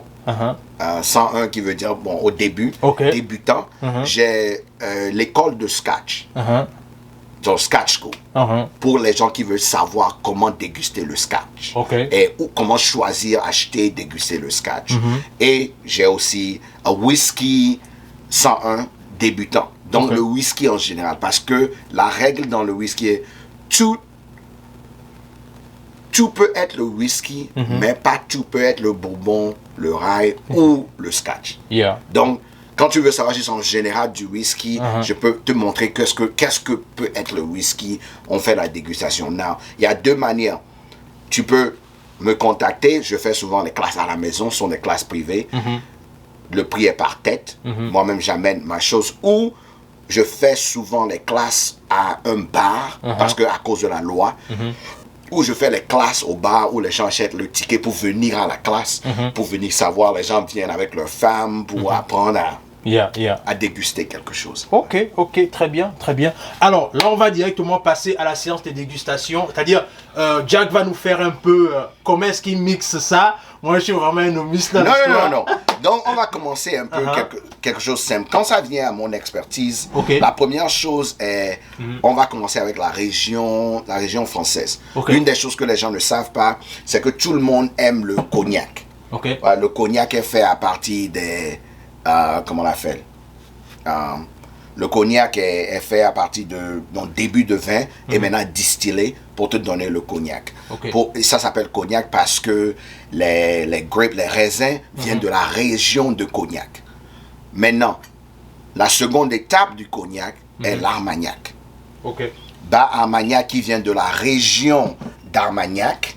Mais la région d'Armagnac est un peu spécifique parce que la grande partie de ces choses sont mis dans les anciennes bouteilles dans les anciens barils de whisky. Donc l'Armagnac a une étape plus élevée que le cognac. Donc quand quelqu'un veut déguster l'Armagnac, le goût de l'Armagnac est un peu plus puissant que le goût du cognac.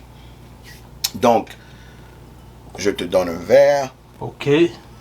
Et pour toute chose que tu as, la première chose en tant qu'expert, on voit toujours, c'est la couleur. Quelle est la couleur? Quelle couleur on a? Parce que le baril donne la couleur aux choses. La seconde chose est le nez. Quelle est l'odeur? Exactement. L'Armagnac est un genre de cognac un peu plus fortifié. Le pourcentage d'alcool de l'Armagnac est également le pourcentage de whisky. C'est 45% d'alcool. Comparativement au cognac le cognac peut être 13 à 14% d'alcool. L'Armagnac est à un niveau plus élevé. Donc tu vois le nez. Le nez te donne un peu de cerise. Un peu de cerise, un peu de... Déjà, tu as déjà le fond du whisky qui te donne le baril. Déjà pour ça, c'est comme si, je dis toujours les chiens. 2 chiens se rencontrent, ils commencent pour voir toi tu es qui. Donc c'est la meilleure manière de rencontrer les choses. Pour vraiment savoir tout ce qui vient dans le nez, tu vas toujours, tu ouvres ta bouche et tu prends du nez. Parce que en vérité, tu goûtes avec le derrière de ta langue. Wow. Donc si tu le fais, Ça vient, tout ce qui vient à l'intérieur maintenant te donne ce que tu dois sentir. Et là, la première chose toujours pour goûter, ne va pas directement. Ouais. Tu mets un peu sur ta langue pour familiariser ta bouche. Ok.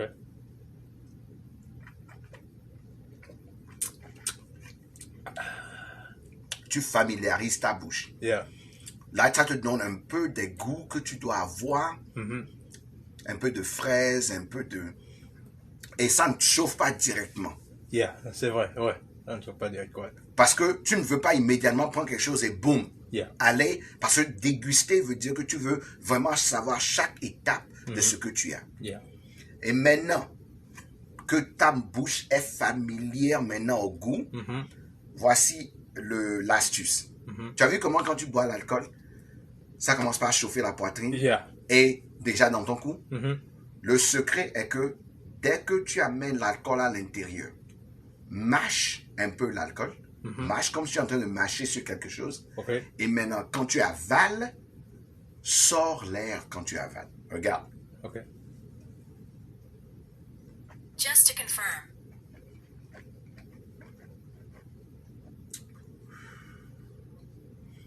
Et tu ne sens pas la chaleur dans le cou ou quelque part. Essaye.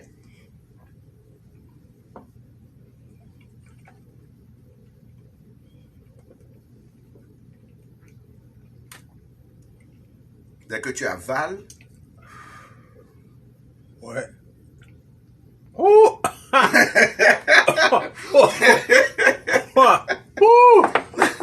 ben tu as le sucre que j'ai appelé était trop. Ouais. C'est-à-dire que c'était beaucoup. Ouais, j'ai senti que c'était différent parce qu'à la base, quand tu es novice, nous ce qu'on fait, c'est qu'on avale directement. Non. Ouais. Tu dois te donner le temps. Pouvoir vraiment sentir toute partie. Donc, tu n'as pas besoin de beaucoup pour déguster. Tu as juste besoin d'un peu. Ça, c'est l'armagnac, le cognac et ça, le vodka et tout. J'ai l'expression de ça. Ceci, c'est un bourbon. Hein. Le bourbon est typique aux États-Unis. Yeah.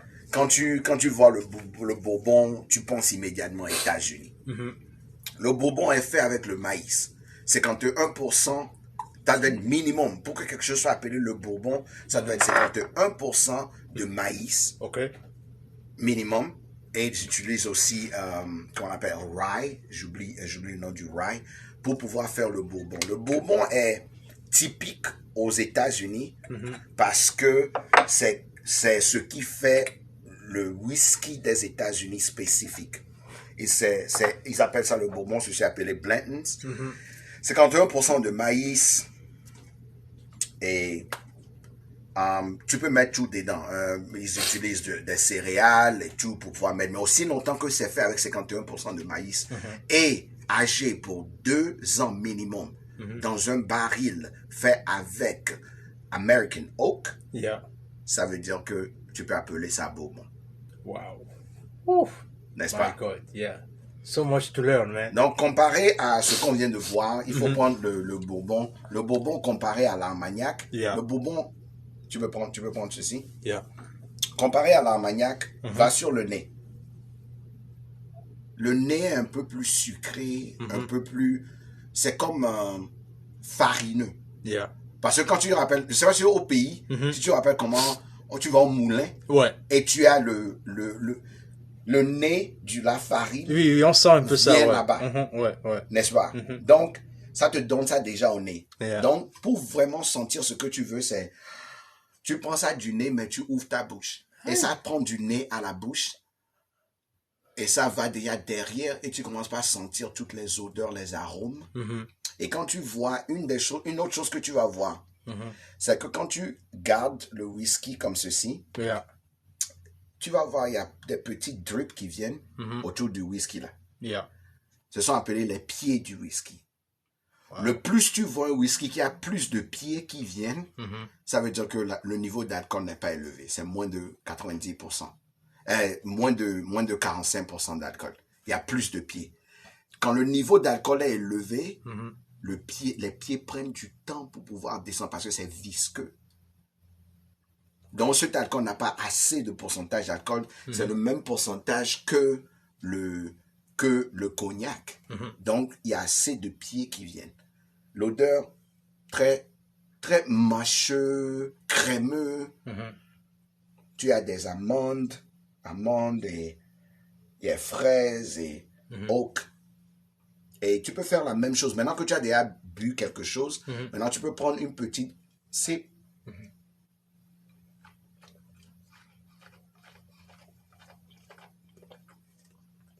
Et tu descends.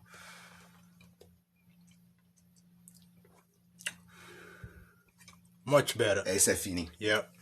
Et tu comprends? Yeah. Donc c'est comme ça que tu dégustes. Wow. Parce que ça te prend. Et maintenant quand tu breathes, tout l'éthanol qui tombe dedans sort. Donc tu as le temps maintenant de déguster et ça reste dans ta bouche où tu peux maintenant sentir tout ce que tu as. Je fais la même chose pour le scotch, je fais la même chose pour le rye, mais toute dégustation, je vais en détail sur comment est-ce que ça a été fait, le système de distillation, le label. Qu'est-ce que le label te dit? Quand c'est single barrel, qu'est-ce que ça veut dire? Le pourcentage d'alcool, qu'est-ce que ça veut dire? L'origine, d'où ça vient. Donc, c'est comme ça mes classes de dégustation. Je te donne l'histoire du whisky, l'origine, la manière dont le whisky est fait, la fermentation du whisky, l'origine du baril dans lequel le whisky est fait, et maintenant on va à la dégustation. Aux États-Unis, très jeune, j'ai dû apprendre beaucoup de leçons j'ai dû grandir plus rapidement que je ne devrais. Mais une des choses que je sais, c'est la seule manière de trouver du succès dans ta vie, la première chose est de toujours trouver une chose qui te rend joyeux. C'est pas forcément faire ce qui te rend célèbre ou rend tout le monde content. Mais choisir toujours quelque chose qui te rend joyeux. Parce qu'il y a un adage aux États-Unis qui dit, tu aimes. Tu ne travailleras pas un jour dans ta vie. L'important est d'être confortable à échouer. L'échec fait partie du parcours. Et cherche toujours ta passion. Travaille sur ta passion. C'est vrai, tu peux survivre, mais n'oublie jamais ta passion. Je travaille en assurance et agent parce que j'aime ce que je fais. Je parle du whisky chaque jour parce que ça, c'est ma passion. C'est normal d'aller à l'école, c'est normal d'avoir un diplôme, c'est normal de faire toutes ces choses, mais ne va pas chercher un diplôme juste pour avoir un diplôme. Trouve quelque chose que tu aimes faire et va être diplômé dans ce que tu fais. Là, tu auras du succès. Wow. Yeah. Ça, c'est mon mot de fin.